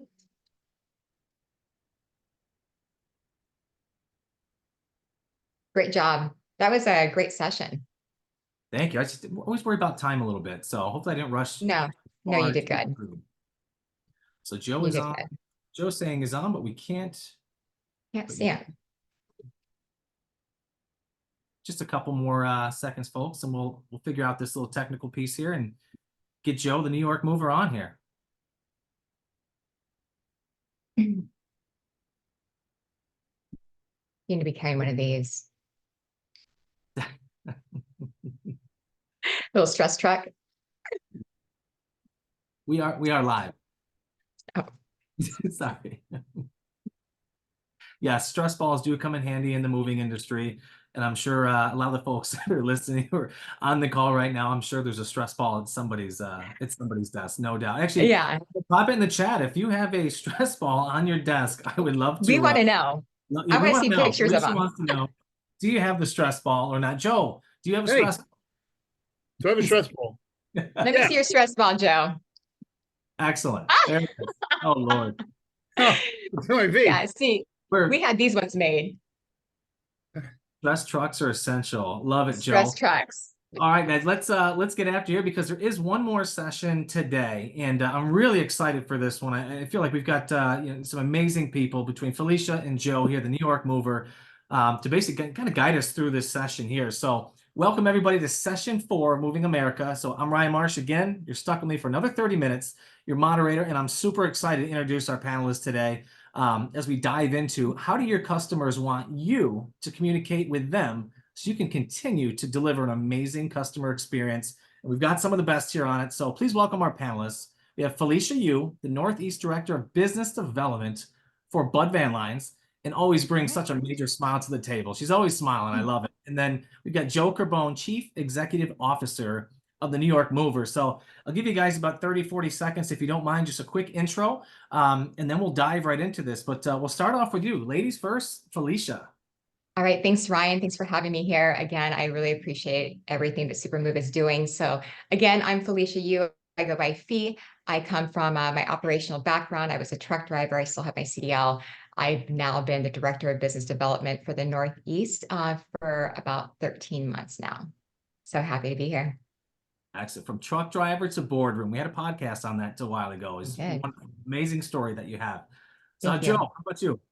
Not as cool of a story as Felicia. That's pretty cool. Thanks. My name is Joseph Serbone. I go by and I'm known in the tri-state area as a New York mover. I own and operate the New York Mover Inc. I've been in the industry for 15 years. The New York Mover's been around for 4. And Ryan, it's great to be here with you again, and looking forward to it. No, I appreciate you taking the times out of you, both of you. Very, very busy days, very crazy schedule. So thank you, thank you, thank you. So let's switch the slide up and let's jump right into it because we've only got about 22 minutes to cover this here. And I think this is extremely important of basically how do your customers want you to communicate with them going forward here. So we get a quick slide change. Awesome. So let's jump right into it, guys here. So the results are in, and the digital customer experience is absolutely critical. So if you look at here, you got over 70% of Americans who are planning to move within the next 2 years said that a seamless digital customer experience is important to them when they are hiring a moving company. So while more than half of that 70% said it was absolutely critically important to them that they have that digital experience, and only 7%, which this is not surprising, were basically like, I don't really care about the digital experience, but well over 70% said we need that experience to basically move on. And that's a whopping majority. So Joe, I'm going to ask you, man, what do you think makes it so important to the nowadays Asian consumer to have that digital experience? What makes it important to them? I can speak from what I see here, but I was also thinking like, as a consumer, what kind of difference does it make for someone who shows up at my house as a contractor with presenting something on a digital tablet or sending me something via email that I could sign on the spot on the tablet, as opposed to bringing out a carbon copy and handing it to me. Presentation is everything. I think it starts there. And, digitally, I mean, we don't have to worry about lost paperwork, right? That's, if I get a receipt or I get something, it's in my email, right? I'm digitally signing it. It makes it easier. I think everything is at my fingertips, and with this day and age, with email and text and tablets and everything like that, I can't see. I agree. I'm not surprised. 70% people would rather. Time is money. Like No, if that's really what it absolutely. boils down to. If you just look at all of your experience, again, to kind of take the moving hat off, take yourself outside of the moving company, look at the services that you purchase, or look at the goods that you buy, or other people that are servicing you as a whole. Is it more paper prone, or is it more of a digital experience? I know me personally, for the things that I kind of dabble in and purchase and do and what have you, and the services that I buy, it's all digital. I mean, I'm doing a quick signature on a tablet rather than signing 15 to 18 pieces of paper, what have you. So to me, personally, absolutely, digital experience is, as it says here, is absolute table stakes. Now, not to say if you're not digital, you don't have a phenomenal company and do a wonderful job. It's just at this day and age, this new consumer is expecting to have this. So I'll kick it to you, Felicia. What are your thoughts on the digital experience? And you've been both as a driver and in the office, so talk about firsthand dealing with paperwork, managing crews, managing customers. I mean, you've literally been in the driver's seat, so to say. No pun intended to that one, but what are your thoughts? I think there's a few things I want to add. First is tech savvy generation, right? We have got technology at our fingertips, so it's like an expectation, number one. Another thing is sustainability, right? I mean, people care about what are we doing from a sustainability side of things. So once again, eliminating all those hundreds and hundreds of pages of paperwork, making it very digital. It also creates a sense of trust and reliability. And, furthermost, it'd be like time. We are all busy. So how can I make this seamless? How can I make sure that it's easy to do business with me and my company? If it's going to take me, 5 days to get back to you, they're going to go somewhere else. If I've got to go through and sign all these hard copies and then leave the paperwork, but then you need to reference it and then there's nothing there, it's a lot of time, and people don't want that. And the biggest I think would say is it's just really being transparent. If it's digital, it's there. There's no way to hide it. There's no way to modify it, right? Which is a big thing in our day and age of technology in general. No, great answer. I couldn't agree with it anymore. So kind of a question for both of you here, and this is kind of on the flip side of this. So to Felicia, and I'm calling you the New York mover. No more Joe. It's straight up New York mover. I love it. Are there any bad experiences that you've seen, heard of, or even been a part of yourself that helps you understand why customers expect that digital experience? And I think you kind of touched on it a little bit in the previous question, Felicia, but would love to kind of dive a little bit deeper into that with you, Joe, or New York mover, and Felicia as well. Oh, ladies first, if you have All right. Yeah, no, I'll go ahead and go. So I'll share two experiences with you. One, when I was on the road, there happened to be a customer that has, all these things, which is great, but wanted things very much itemized. And as we all know, there is a thing called the ELD. So there's time ticking, and it's important for me to always be in front of my clients, my customers in a timely fashion. I couldn't necessarily pull over. It would have been so much easier if I could have just pulled over and, been able to go through all my paperwork and been able to handle it. But instead it was whatever I sent her, which she was accessing. So it created a lot of mistrust, first of all, right? I'll be very transparent. And it took me a while to gain her trust back. I had to take some time just because I didn't have everything at my fingertips when I needed it. And then on this side of the world, it is a matter of, I'm on my way up to Connecticut and I'm dealing with an account, and they want, I've got all the paperwork on the side of my car, like in my passenger seat, and they want to talk about all the details of this move. And I want to give them the exact information that they need. Because of time, I'm still driving. I have somewhere to be, there's no way I can pull over. And that was just a really bad experience. It caused a speeding ticket. So that was not good. Yeah, That's all I got for you. You play with paperwork when you're driving down the road. No, Fee. never, ever. Not very safe there. But Joe, how about you? one comes to mind that happens often. We have an interline agreement with a long distance carrier that'll often work for us exclusively when we have enough shipments going in one direction, and we need the additional help. And what happens there when they're not used to what we currently do digitally? What happens is they get there to sign a credit card authorization form from a customer, and they're grabbing the inventory sheet or they're grabbing the back of a blank piece of paper and they're handwriting it. And you know, that doesn't happen all the time. You know, if you're lucky, and you prepare, you send them with a you know, a stack of paperwork. But now you have a guy that's driving to Florida or, you know, driving down south and making stops along the way and has folders and paperwork and has to keep it all organized. And I mean, yeah, you know, Felicia, I'm sure you've had that, your fair share of experience with it. You know, imagine 7 or 8 trips going with 7 or 8 different inventories and 7 or 8 different, you know, we kind of touched on this about, we've seen such a change, I think, in all industries, you know, even as movers, many years ago, a big part of storage and file retention for moving company was like law offices, right? Because they held on to all this paperwork. And I think lawyers woke up one day and was like, what is the point of all this? About like the extra time, like Felicia talked about, and money involved in dealing with this. No matter how good, and Ryan pointed out, of a law office they were, there's efficiency and time and money that's on the line. And I go back to just overall presentation. When I show up at a customer's house, how easy is the process? Because we know customers are looking for a peaceful, easy moving process, not anything that makes anything the tiniest bit more difficult. So I can see why 70% of people would want to choose the easier route, because we all want easy moving. Yeah, and you also look at the digital experience. I mean, just for a moving company as a whole. So obviously this is more or less about the consumer experience, but the digital experience for not only your people, but is there potential that with this digital experience, it will minimize and reduce the risk of mistakes?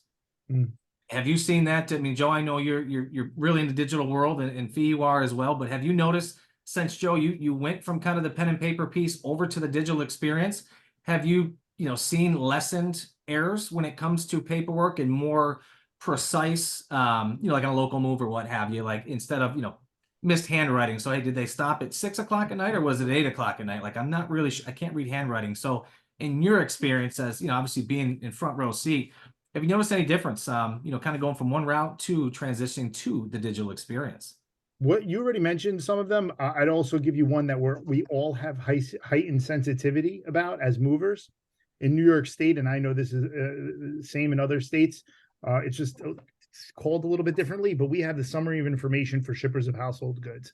It's a little blue booklet that either, if you're going to be on site, that they want presented and given to the customer, or if they digitally, you can send it. So there's a little checkbox on a order for service. It's bill of lading, order for service. There's a little checkbox, might be a bill of lading. It's been that long since I've had paper that I forget, but one of those two things, believe it's a bill of lading, there's a little checkbox that must be checked. If you don't check that box and the customer signs it, you are walking into a fine or a problem. So heightened sensitivity, like, it's always there. It's one less thing, time is money. It's one less thing to worry about, besides the time being accurately calculated. I mean, the beauty of having a customer sign the start time on a tablet, having the customer sign the finish time on a tablet, and then it calculating it for you, right? Without having to break out a calculator and make sure it's accurate, with a breakdown for the customer handed to them, is, it explains itself, I think. No, absolutely. Yeah. And being able to provide I'm sorry, Fee, but being able to provide that digital experience to your crew too, to your driver, right? He's already got the bill. He's got to manage the crew. He's got to manage the truck. He's got to manage the customer. So anything that we can kind of take off their plates, to me, we can provide that digital experience to our consumer, which is number one, but also have that same experience internally. I just feel like it'd be easier to retain employees. It'd be easier to retain drivers because you're not having to deal and juggle, and half the time you felt like you were a circus clown out there, so here and there. But Fee, sorry to cut you off. And last statement. No, that's okay. We'll cut it over to the next topic here. Yeah, so I just wanted to add a little bit to something you were saying, Joe, is that being able to have those real-time updates and that communication, even if it comes down to like a claims, with the digital experience, we can take the pictures. It's already in the system. It's very seamless. It's very simple. The customer has access to it, and so does the internal staff. And I just wanted to add, like, as far as like the virtual surveys, for our drivers, they're now able to actually watch the whole virtual survey. And so they can see what's going to happen before they move, what they're walking into. Obviously, we're asking more questions around, is it IKEA furniture or is it your great grandmother's, furniture, just so we can know weight-wise, those kind of things. But definitely the change in technology is shifting.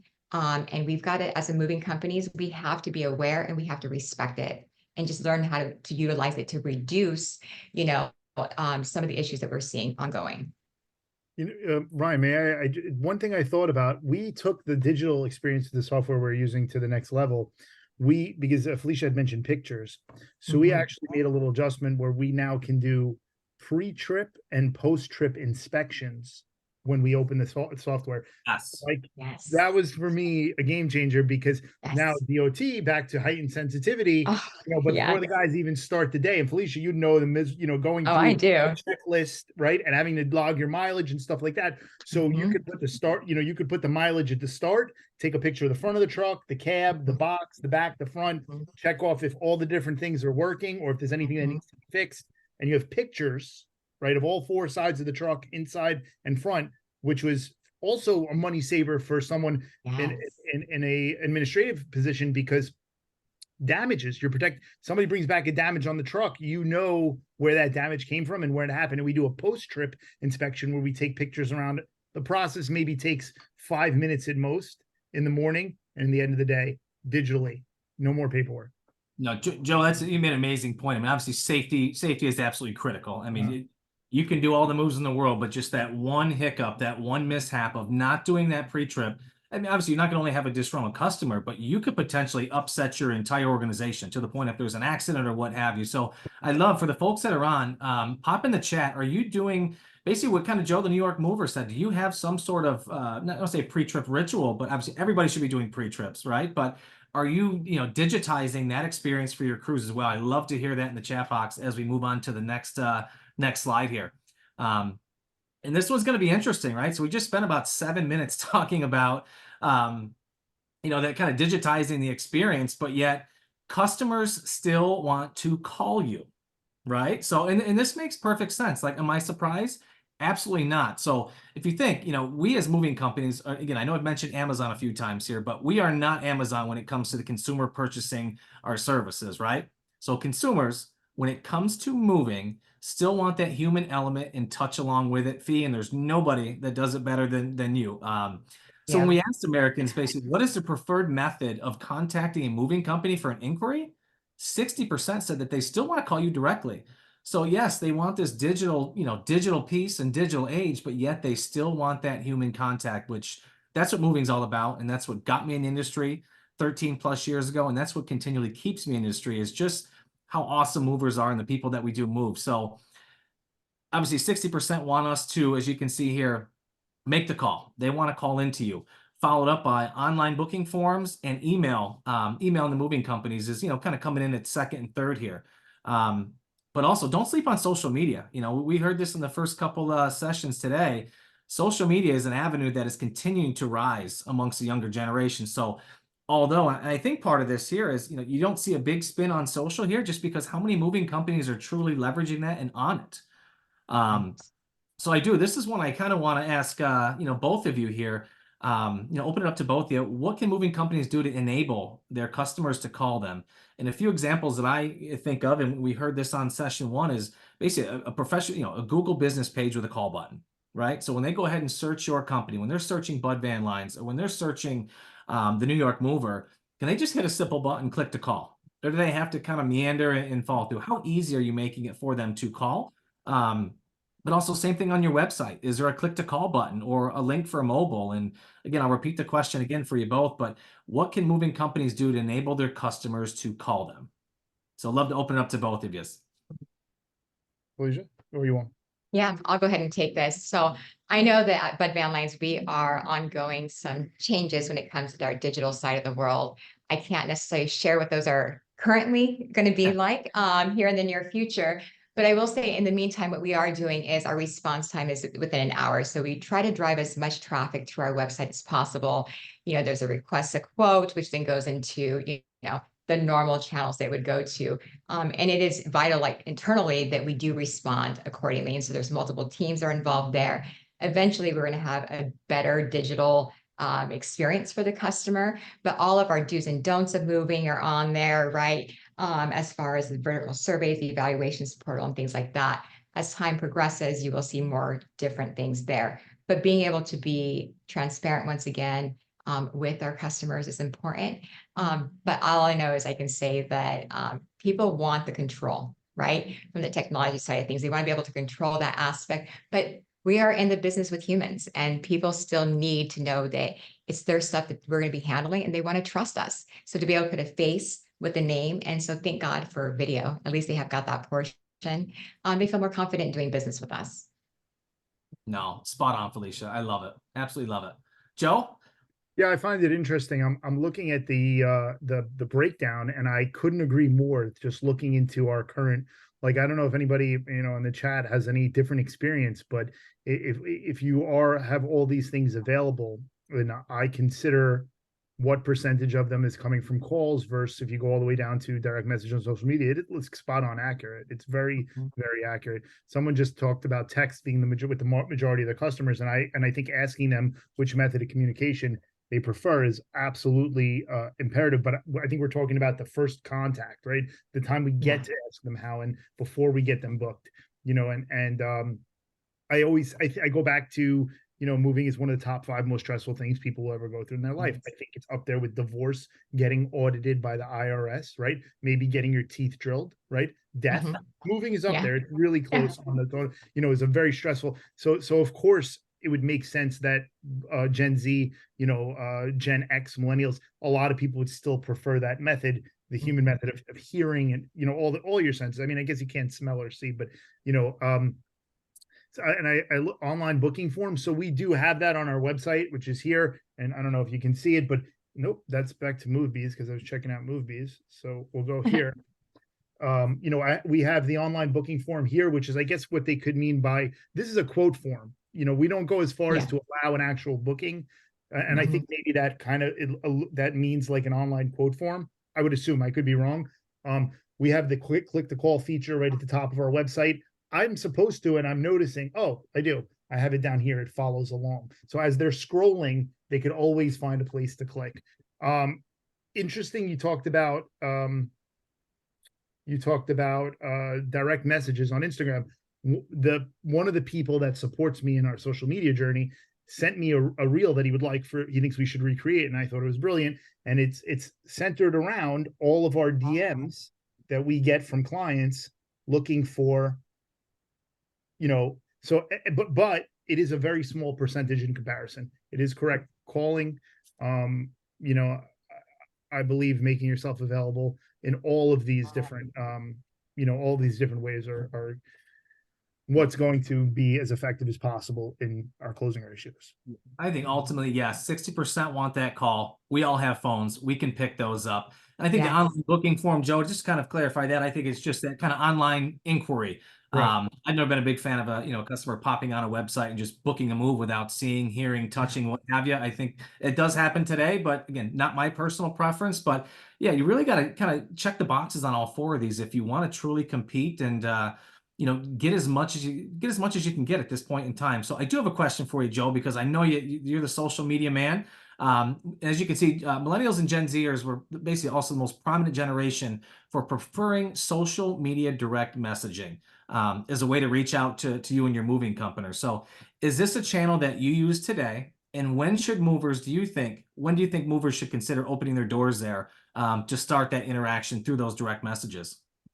Yeah, I think it's you had given a stat that it's actually one of the fastest growing, right? It's one of the fastest growing direct messages as well. And I think the reason why calls or some of these things are still further ahead is because the lack of movement from our community into the social media world. There are still a ton of companies that may have a social media presence, but it looks like a ghost town. Like there's, you know, a couple posts up, or it's very nomadic. Very archaic. Whatever. You guys don't understand what I'm saying. So there's not a lot going on there, and it's not, I guess, not welcoming, not inviting. Sort of like having a website without the click to call feature. Inviting people, having a contact option. Our experience with social media, and you know this, we've talked about it, is you know, all of our business comes from relationships we built on social media. We do not advertise to the general public. We have you know, over 4,000 people in the real estate industry in the tri-state area and throughout the country that have seen us, follow us on social media, which is a huge referral source for us. My recommendation to anyone always, and feel free to DM me and reach out, would be to get behind social media on a personal level. I don't hire outside companies to manage my social media because I believe it's social media for a reason. There needs to be an element of social. So the New York Mover is me. People are connecting with the New York Mover. That is my Instagram handle. Yeah, I mean, I'll go. There is a lot of business that comes through direct messages. More often, we also have a contact us option on the social media. So people can just click that and text or see our telephone number from there. So it's hard to really see where the majority of these calls are deriving from. But since all of our relationships were built on social media, I'm going to say it all comes from social media for us. But a lot of those are still calls, even though they're on social media. And this just kind of drove a quick question here, Joe, before we jump on to the next topic here. So if I'm hearing what you're saying, if you had to say out of 100% of what you book, what percentage are you getting basically from social media? Do you have anything to gauge that? Yeah, about 80 to 85% of our leads come through relationships we've made on social media, opportunities and things that have come, and also from people are following that refer us, right? So there's having a large real estate presence following us and supporting us. We get all those referrals from there. Then we get all the exposure from just having a reel that maybe hit 130,000 views. Someone saw that was a moving company and was like, let's give them a call. 15% is, it's not, again, I mentioned we do not advertise at all, right? Outside of social media, the time invested in it. And not, I don't mean ads, I mean the time invested in social media. 15% is coming from, 15 to 20% is coming from repeat clients. Wow. Repeat clients or referrals from clients that had moved with us over the years. That is awesome. So this actually is going to kind of tie into where we're headed next. So we've got the channels. We know that the consumer is going to be reaching out in multiple different facets here. So next slide, if you don't mind there. So response time matters, right? Speed to lead is, as I would call it. So when we asked Americans who are planning to move how quickly they expect a response to their inquiry, the number one answer was within 1 hour. So the sooner you get back to the customer, as we all know, the more likely you are to book that job. I know many sales reports claim that 5-minute golden rule, which me personally, I was all about that. If a lead came over, I wanted to be in contact with them immediately. I wouldn't wait an hour. I wouldn't wait a day. It was immediately. So again, it all ties back into speed to lead. So I want to ask you, Felicia, how can people implement strategies today to ensure that they respond faster? What are some nuggets or things that you do? Because obviously you're a very busy person. You are all over the road, but you are always on top of any potential lead that you have. So how are you handling it? What are you doing? Is there any tidbits or trinkets or something like that that you can kind of give to the audience here of how you do it and how you do it so well? Yeah, absolutely. Thanks, Ryan. So one of the things for myself is, as Ryan said, is I'm always on the go. I'm all over the place. If a lead comes in, I utilize my phone. I have got a list of just responses that I've already created that I can access as a quick response to them. I don't want to call them immediately, but I want to respond to them with a text, whether it's a text or an email. And I'm going to ask them, when is a good time? I will follow up with you by end of day today. And then that's how I just make sure I'm in front of them. I would say that that's my biggest golden nugget, is being able to have some text ready messages, some email ready messages that you can respond back, and then follow up with a call. Then from there, right, it's going to be another touch point to schedule and getting in front of them. That's my biggest takeaway. I will say that for my side of the business, we are a larger corporation. We've got some different type of relationships out there. So for us, it's a matter of, we've got not only to touch the lead, we've got to touch the accounts, depending on where it's coming from. The communication, being in front of them, being able to be responsive is so important, because that builds trust. And I'd rather get in front of you, and I'd rather you know me and not need me than need me and not know me is my thing. That is awesome. Joe, anything to add to that? No, I think the sales school that I came from is the same thing. If get Speed to of it, lead. 100%. And it just ties back into the previous slide, which is all the direct forms of communication, making it simple, making it easy. The harder a client has to work, the more likely they are to bounce. Same thing on a website. Bounce rates are based on how user-friendly your website is. And I think it's directly tied into, calls as well. Your bounce rate for your calls or your bounce rate for your leads are directly tied into how easy it is for your clients to get a hold of you. And that ties into returning the call in a very quick time. Excellent. So we only have about a minute and a half. So I want to ask one more question here, unless there's any questions in the chat that we can answer as well. But obviously, being both of you, both very busy, excuse me, very busy in your avenues and your respective fields and what have you. So what do you think about leveraging automation and AI to help speed up that speed to lead? So, and to allow you to reach out to those customers. So obviously AI being this new craze and not only just the moving industry, but throughout kind of the world here. What are your thoughts on leveraging AI and automations to get that quick response and, you know, to be within that 5-minute golden rule, just to give you as a busy business owner or a crazy sales rep that's tied up with all sorts of moves, just a little bit more breathing room to allow them to, you know, give them a full response and full attention.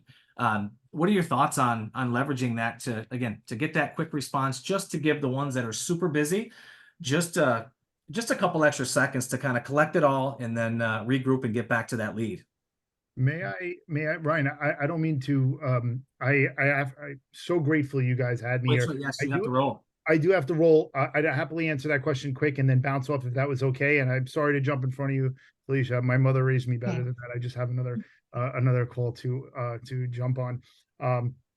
You know, we've talked about this. I'm extraordinarily impressed. I think that the AI technology that's out there that we've spoken about gives a salesperson the opportunity to do to 1.5x 1.5x their current production.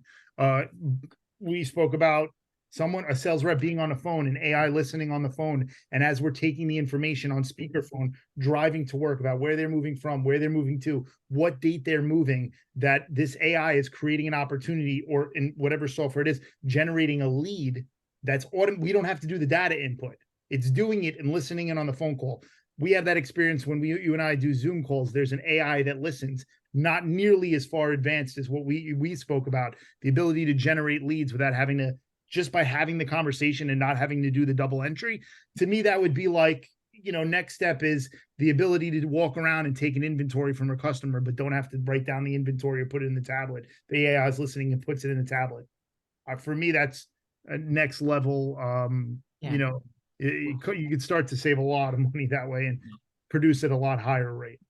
No, I appreciate you bringing that up, Joe. And that's something here. I mean, obviously with the new Supermove AI Sales Copilot, a lot of the things that you were touching on and talking about, we are doing right now, which is going to be absolutely insane when this product comes out here soon. But we are running up on time. So Felicia, I know you had something amazing to say, but I've got to stop the clock here. But Joe, I know you got to roll as well. Nice to see you guys. Thank you so much for providing amazing nuggets for the audience here today. And I look forward to working with you guys extra tight as we move forward throughout the season here. So thank you so much. And we're on to session 5 here. I'm going to kick it over to Joe Sanchez. And I'm really, really excited about this one. What makes the customers spread the word? And we'll kick it over to Joe. Hey, how's it going, everybody? We're going to take 1 minute to get everyone on board and we'll get started. Thank you.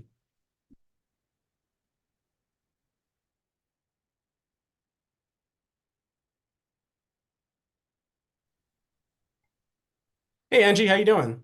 Hey, Joe, I'm good. How are you? Good, good. Brian, how you doing, sir? Doing well, doing well. Good. Well, everybody, I am very excited about this particular session because of the 2 individuals I have sitting with me right now.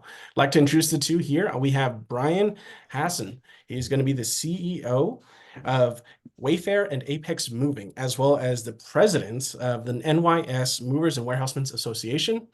We also have Angie with us, who is very amazing at what she does. I've heard great things. She is the VP at Amrazic Moving Systems of Customer Satisfaction and Quality. You guys, thank you for coming aboard. Absolutely. Thank you for having us here. Awesome. Well, we're going to just dive right into it, if that's okay with you guys. Absolutely. Awesome. Let's go ahead and take a look here. All right. So Americans shared which digital touch points they consider important. Ryan touched on this quite a bit, but we're going to go through the top 4 and gather some of your thoughts. Surprisingly, and not so surprisingly, coming in at number 1 was real-time GPS tracking of trucks. You know, in this day and age, your food can be tracked on GPS coming to you, your packages coming through Amazon. So I'm not too surprised at this, especially coming into a world where it's all about convenience and the customers being in communication with the moving company. Number two is the online booking that we talked about in the last session. Not necessarily being able to book your job over the website, but you want to put information in and get information back. Communication via email and text messages, getting pretty tight at number three, and then digital and e-signatures for documents. Now, I know that was quite a bit, but I want to get y'all's thoughts and your feedback on how y'all are handling this or experiencing this in your respective organizations. If Angie, you want to take it first? Sure. So I totally understand the real-time GPS tracking of trucks. I mean, moving is highly stressed. It's a highly stressed event. People are anxious. They want to know where the team is, where their stuff is, when it's going to arrive. So from a standpoint of keeping the human experience alive with our company, we actually have a team of coordinators that will communicate with them proactively to make sure they have all the information they need as the process goes along. But as far as online booking, communication via email, SMS, I had actually just jumped in the chat earlier that we ask the customer which way they prefer to communicate with us, because you still do have a generation of folks that really want those phone calls every single time. They want to hear a voice.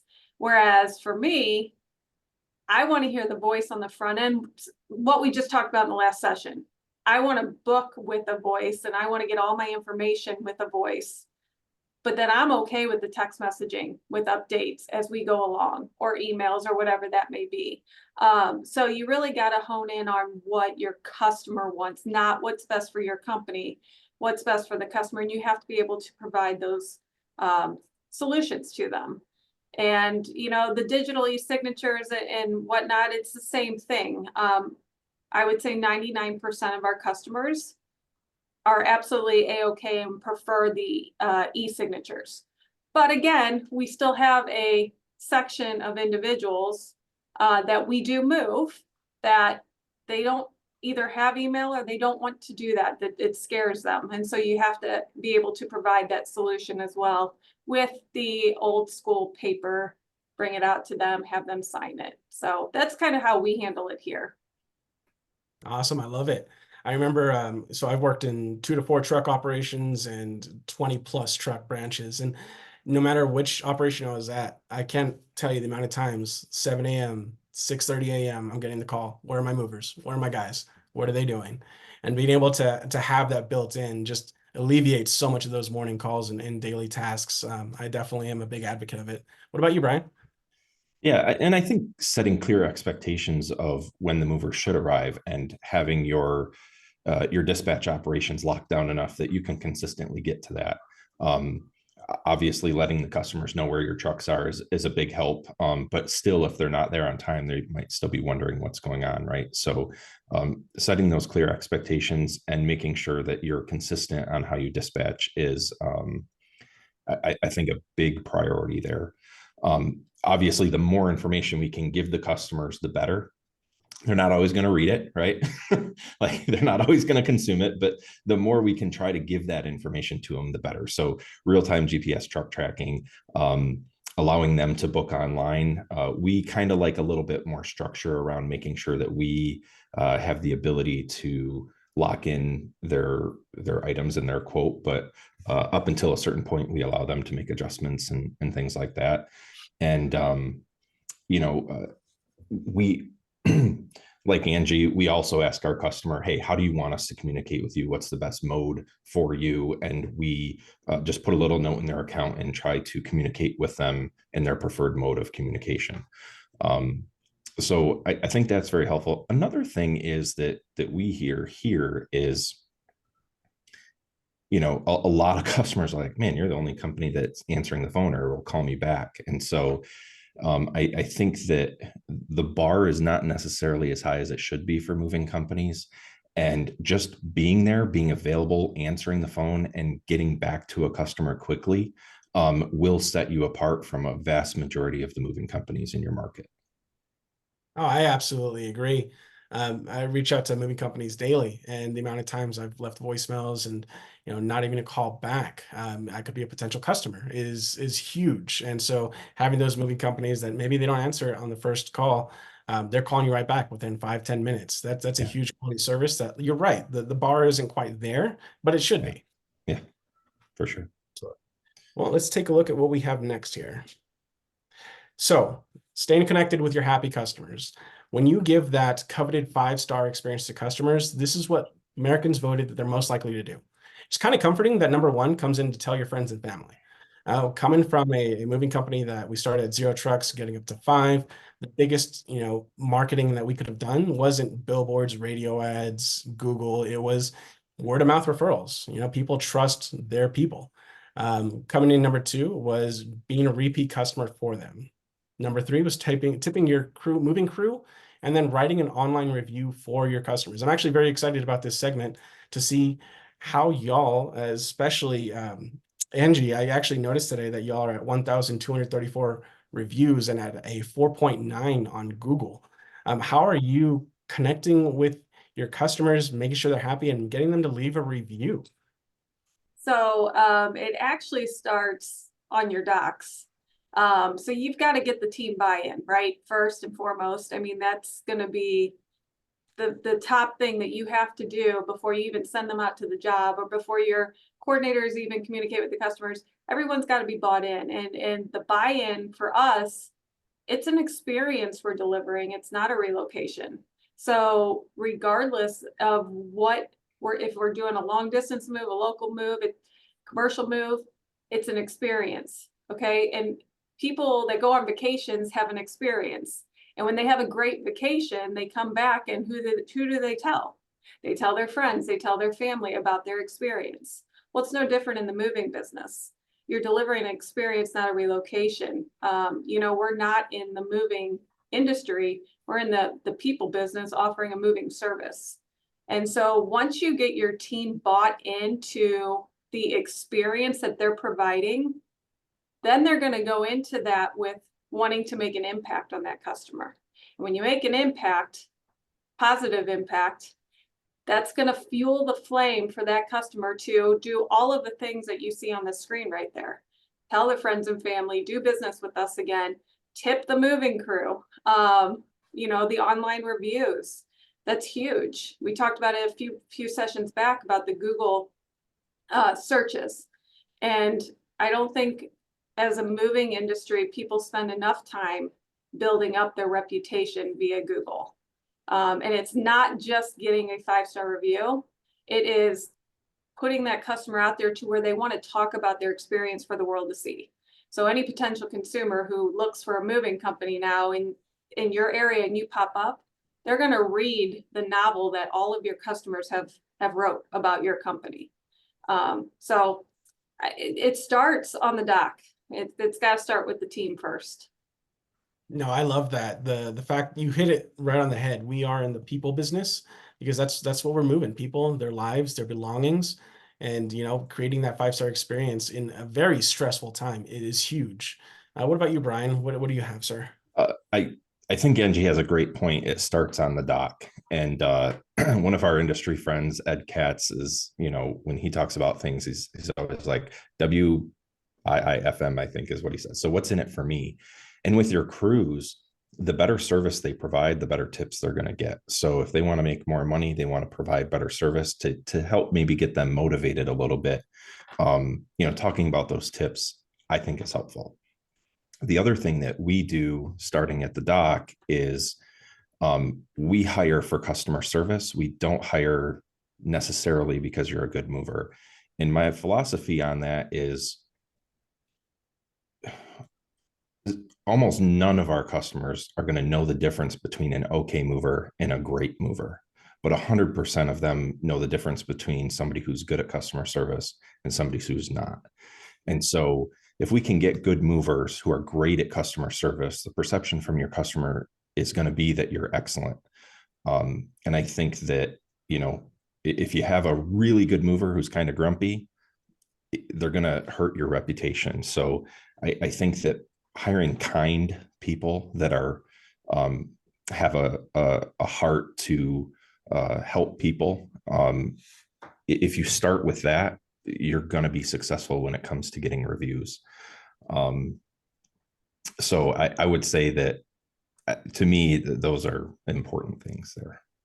No, absolutely. You know, I've had some guys that were 5, 10, 15, 20-year vets, and maybe that fresh face year one mover, he's not the best. He can't pack as well, but he's got excellent customer service. He's got that smile on his face.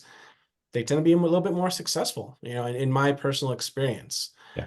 But I think what a lot of people are kind of wanting to hear from y'all two, being experts in this, it's how are you making it easy for the customers to leave that review? I know a lot of us struggle when they're in the middle of the move, they're unpacking the next 2-3 days, they're not thinking about jumping on, but how are you helping encourage your customers to leave you those 5 stars?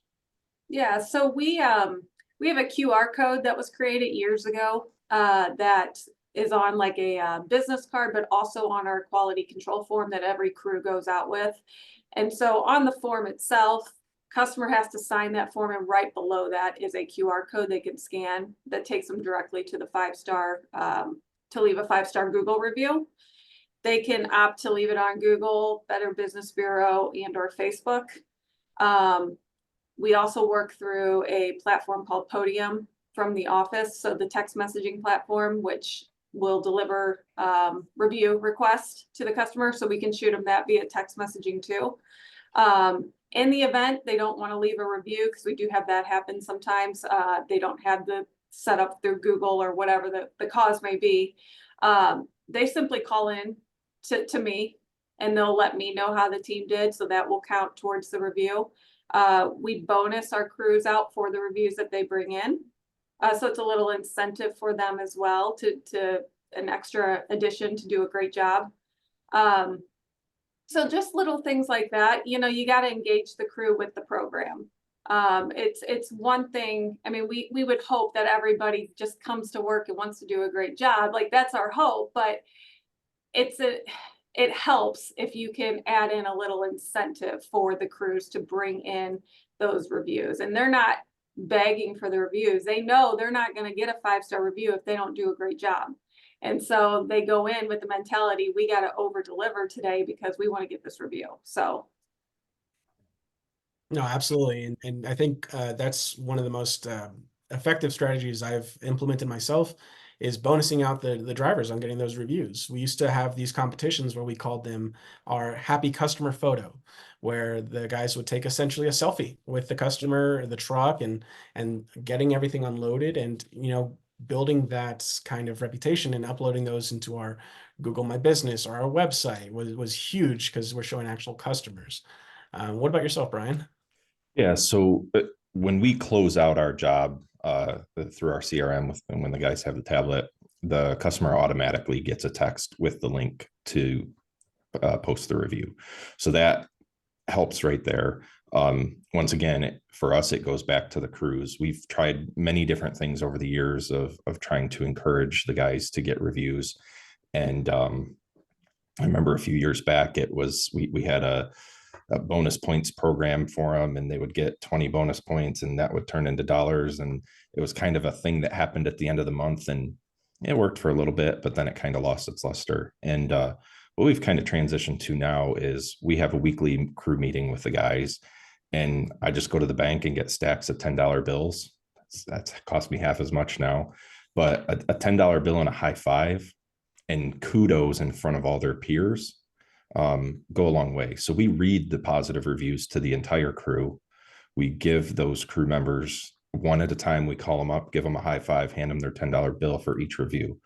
So it takes a little bit of time, but really encouraging and having that peer visibility on how important it is to us so that they're motivated to give that customer experience goes a long way. So you tie that in with the customer automatically getting that link to leave the review, and it works out pretty well for us. That's awesome. I imagine that also helps with your retention as well. That kind of public recognition to the guys must be huge. Yeah, we over the last couple of years now, we have the most tenured, longest lasting crews as a whole that we've had. Obviously, we have guys that stay longer and shorter, but as a whole, our retention has done really well lately. Awesome. Well, I love to hear it, and I thank you guys for your input. Let's take a look at the next one. So Friends and families are the trusted source who Americans go to find a really reliable moving company. We kind of looked at this a little bit earlier today. To go over it again, I love how we kind of differentiate it between generations, but Google still number one, friends and family coming in. But one thing that I wanted to kind of ask you guys and go over it, but what do y'all do different? What do y'all do specifically to kind of not only necessarily get those reviews, but become that trusted moving company in your respective markets? What makes your companies stand out?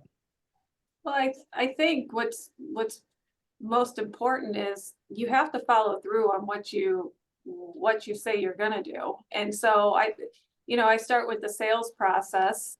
If we're gonna sell something, we're gonna sell services, we've got to make sure we're selling services that we can perform, that we can give those customers, and you'll break trust so fast if you start selling things that you can't deliver. And then also, so as it goes through the move process, being accountable through every aspect of that move. Things are gonna go wrong. I mean, we're all in the moving industry. We've all been through these situations, but it's how you handle those situations when things go awry. And it's the accountability factor that your team has to have at every step of the way. So I think, again, internally, you've got to have a mindset of everyone is accountable for this experience that this customer is about to have, all the way from the sales process through, if we have claims, through the claims process. We've got to stay accountable, and we've got to provide solutions to that customer. Awesome. I love it. You're in my head, Angie. Get out of there. Great minds think alike. It's and it's true character for a moving company or any person doesn't show when things are going easy and when things are going right. Anybody can be a good, and every moving company says they're great, they do a good job, but I think the true character comes out when things do go wrong. And there's been many times where hey, okay, on some moves, hey, everything goes right and the customers are happy, but it doesn't elicit emotion with them, right? But sometimes when things go wrong, and then we're really able to showcase who we are and how we are accountable, and we do have character, and we are going to stand behind our work, and we take care of those things for a customer, those are the times where you can really showcase who you are. And those experiences can sometimes create better lifelong customers than the job where everything went perfectly. So, for instance, a few years back, we were moving somebody. They had a split level house, and they had a baby grand piano. And I could make the story long, but I'll make it very short. At the end of it, the side light glass, the glass on the side of the door in the frame of the door, got spidered, cracked, and shattered. And the customer was really upset. They were closing on their house that day. They were frustrated. We got a hold of the glass company, convinced them to come out immediately. They came out, they took the piece of glass, they brought it back to their shop, they redid it, they brought it back to their house and reinstalled it before we were done unloading on the other end. We worked really hard to make sure that happened for the customer. And that customer was a raving fan from that moment on, because we stood behind our work and we got to their problem very quickly. And I think that if you find yourself in those situations, take advantage of that, because that's where you can really create a raving fan. I like the way you put that. Like, not necessarily the perfect move is the best referral, but the move where not everything is perfect, and they rave about how you fixed and addressed that solution really shows y'all's character. I'm actually curious, Angie, do you have a story like that where y'all went above and beyond? Oh, I'm sure we do. Like you said, cracked glass, things are going to happen. I do actually have a story where we went above and beyond, but it didn't have to do with a relocation that we were at. We had a team of 2 coming back from a move that we were doing, coming back to the dock, and they saw somebody in their yard that was struggling putting somewhat of like a porch swing together.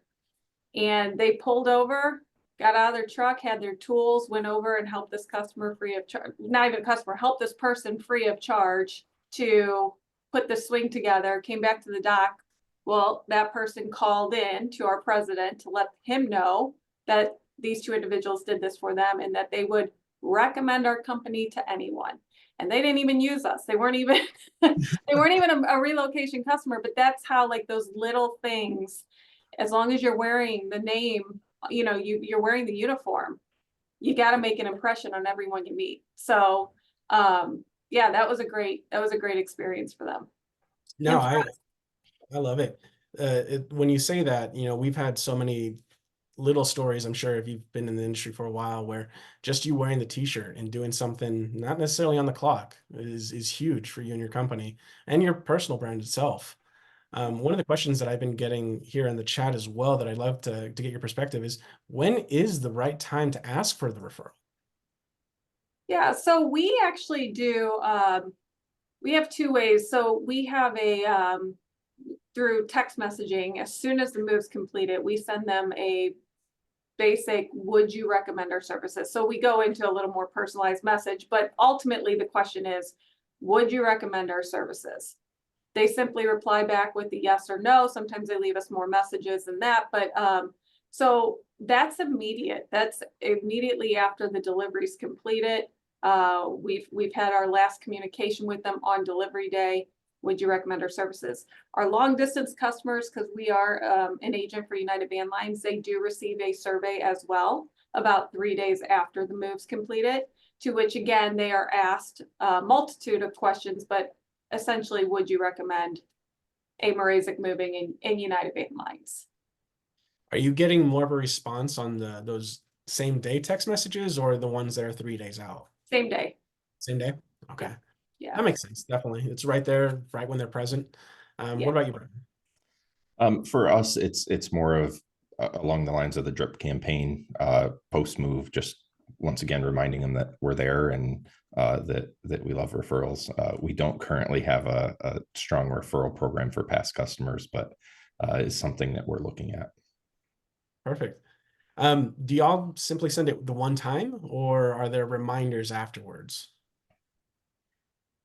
We will remind them. So if we don't get a response, we can remind them. I think it's set up for like two days afterwards. And then of course we're reminding them if they are long distance to complete their survey and whatnot. So we don't cut off communication as soon as delivery's done. We've got post move calls and emails and text and stuff. So we're in constant communication with them until they're ready to not communicate with us anymore, basically.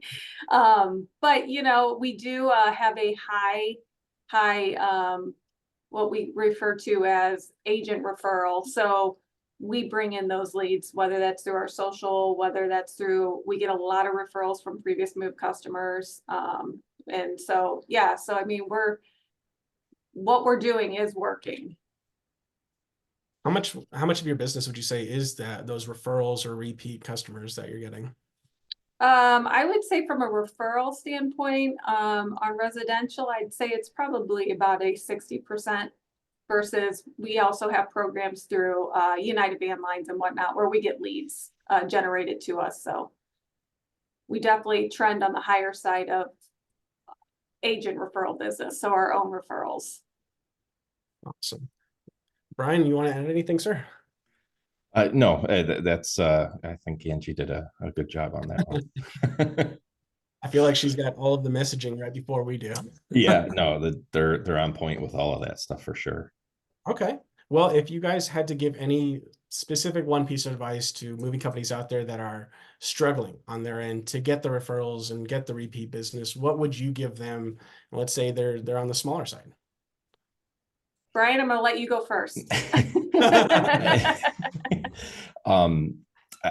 For me, in owning two agencies, so I've seen this kind of at the ground level. One of them I grew from the ground up, and one we bought. And starting with your crews and making sure that they're doing a great job. If you're not getting the repeat referral business, if you're not getting the reviews, and you've tried compensating them, or you're sending out links, those types of things, you need to go look at your crews and make sure that they're making the customers happy. And are those from surveys and feedbacks that you're getting from customers, how you're grading your crews, or how are you kind of evaluating them?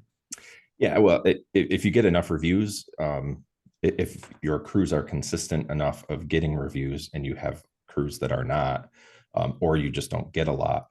You know, if companies are really struggling to get those reviews, we don't do surveys or anything because we feel like we can gain all of that through reviews. So if you're not getting the reviews, or you're struggling, or your team members aren't bringing them in, and you've tried some of these other things we've talked about, then your crews are probably not doing as great a job with the customers as you think they are. Makes sense. Definitely. Alrighty, Angie. Yeah, right on point, Brian. It starts with the crews. So we struggled too when we first were trying to get our review program up and running. I mean, getting them to ask for the reviews, I think, was uncomfortable for them. Yeah. So we had to overcome that. And then you know, eventually it just becomes part of their identity, because if you can build a healthy competition, I mean, we're all human and we all pretty much have a competitive bone in our body. If you can build a healthy competition amongst the crews, they all want to be the best. That's what I've come to know. They all want to be the best mover. They all think they're the best mover, but let's prove it now. And like what Brian said earlier, is that recognition in front of everybody goes a long way. So it's the little things that you have to do consistently to build up for them to want to solicit that review, to bring in that review. So acknowledging them when a review comes in front of people, you know, rewarding them for the reviews, making a bigger deal out of it, and making it a priority to let them know that we see what they're doing and we truly appreciate the hard work they're putting in for creating that experience for the customer. But you got to be consistent with it, because if you do it for a month and then you don't do it, they're not going to care. Completely because agree. you don't care. You're telling them Correct. you don't care. So you got to be consistent with it. But yeah, it takes time. It's not an overnight process, that's for sure. No, absolutely. And you're completely right. You know, we were always trying to build our Google review, especially as a new company here in Denver. And, you know, we would try different tactics. Are we going to give them $10 per review? Are we going to give them a shout out in front of everybody? And we do like one strategy for a month and then switch to something else because we weren't getting those immediate results. But sticking through it and going through month after month of the month where it's consistent, and your guys also trust you to hold up your end of the bargain, so to speak, was huge. And so I could agree more with that. And I really appreciate you guys sharing your insights with everybody here today. We're going to go and show a little bit of our funny inspirations from other industries that help them drive their word of mouth as well. I'd love to get you guys' take on these. Have a little fun before we end out. So first and foremost, we're going to visit Botto Bistro.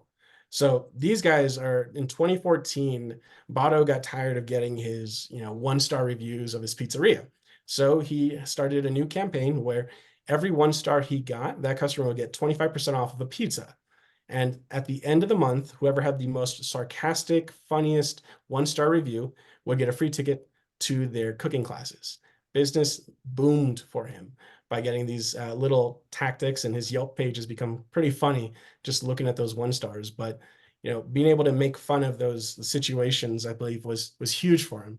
And it helped grow his business. That's just one little unique idea of what to do differently. Not necessarily as a mover, but as a business owner.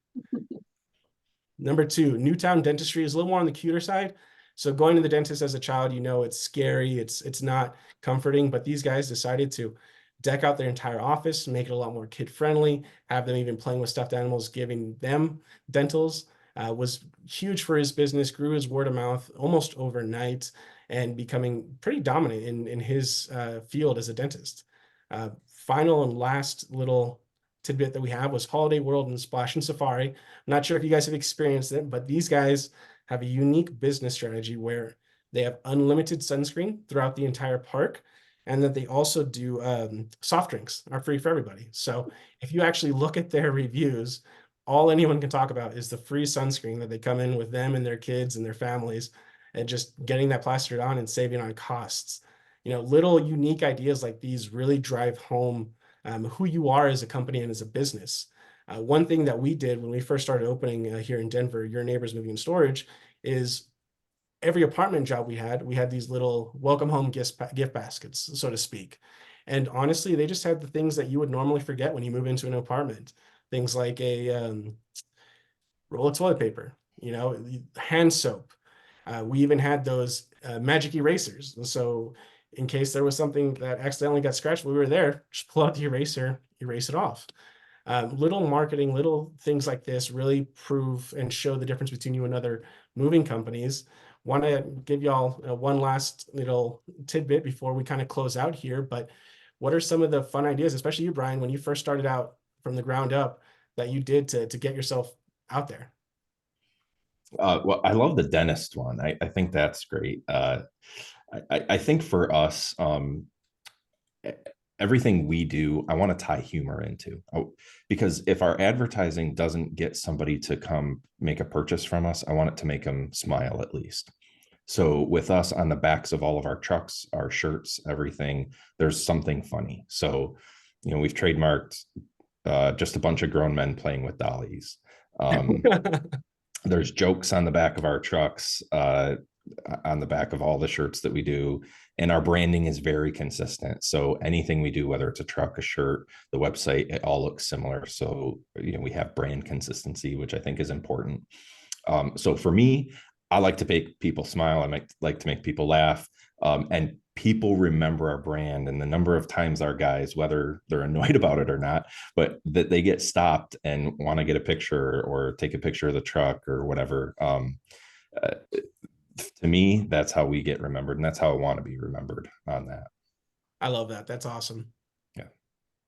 Yeah, so we're not as creative as Brian, but I do have some ideas rolling in my head. But I mean, basically it's from the customer service that we offer to each and every client that we work with. But we also, and I know many people do out there, but if you're moving with us and you need some boxes, you need packing material, you need whatever it may be, because you want to take care of that yourself, if we have it, it's free of charge to you. We even have our sales reps that will deliver the packing material to the customer. So in the event that they don't want to come up here or can't come up to our warehouse to get it, not a problem. We'll get it to them. So just those additional touches. But I did have one that I saw a video where I think it was an ice cream shop, and they rolled out the red carpet. And every time somebody came into the door, they had to do a little dance on the red carpet to get up to the counter to the ice cream shop. Well, we have floor protection that we roll out. And it got me thinking, with the red carpet floor protection that we roll out, make your customers do a little dance or something, right? Make them feel like a superstar. No, that's awesome. I love that. Especially moving into the new home. Here comes the red carpet. That's right. Exactly. Well, and Joe, too, real quick, I'm going to give a shameless plug. I also host the Movers Resource Guide podcast. So if anybody's looking for, another venue to soak up more information from other movers, just like this thing here today, this conference here today, go on YouTube, check out the Movers Resource Guide podcast. A lot of great people on there too. Love it. Love it. Thanks for letting me do that. Yeah, absolutely. There's no shame in plugging your stuff, man. I love it. I appreciate you guys coming on board and sharing your insights to it. It definitely means a lot to us and everyone who was here in attendance. Why don't you go ahead and start getting everything closed out? But is there any questions that we wanted to tackle here in the chat before we let Angie and Brian go?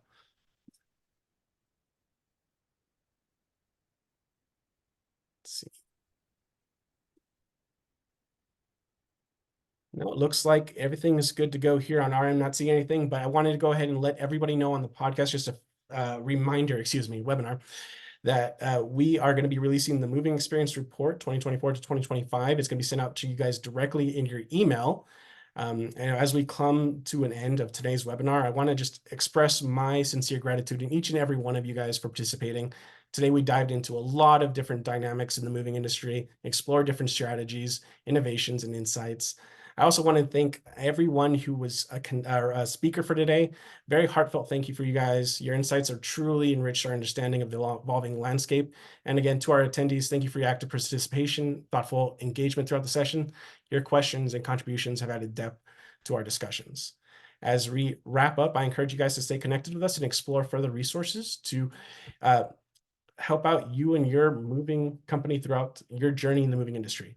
Remember, our team here at Supermove is here to assist you at every step of the way. And before we part ways, I'd like to remind you to take a moment to provide us with your valuable feedback and your input that helps us enhance further webinars and ensure they continue to meet you guys' needs and expectations. Once again, thank you guys for your times, your insights, and your commitment to excellence in the moving industry. Wishing all of you guys continued success and growth in your endeavors. Until next time, take care and goodbye, guys.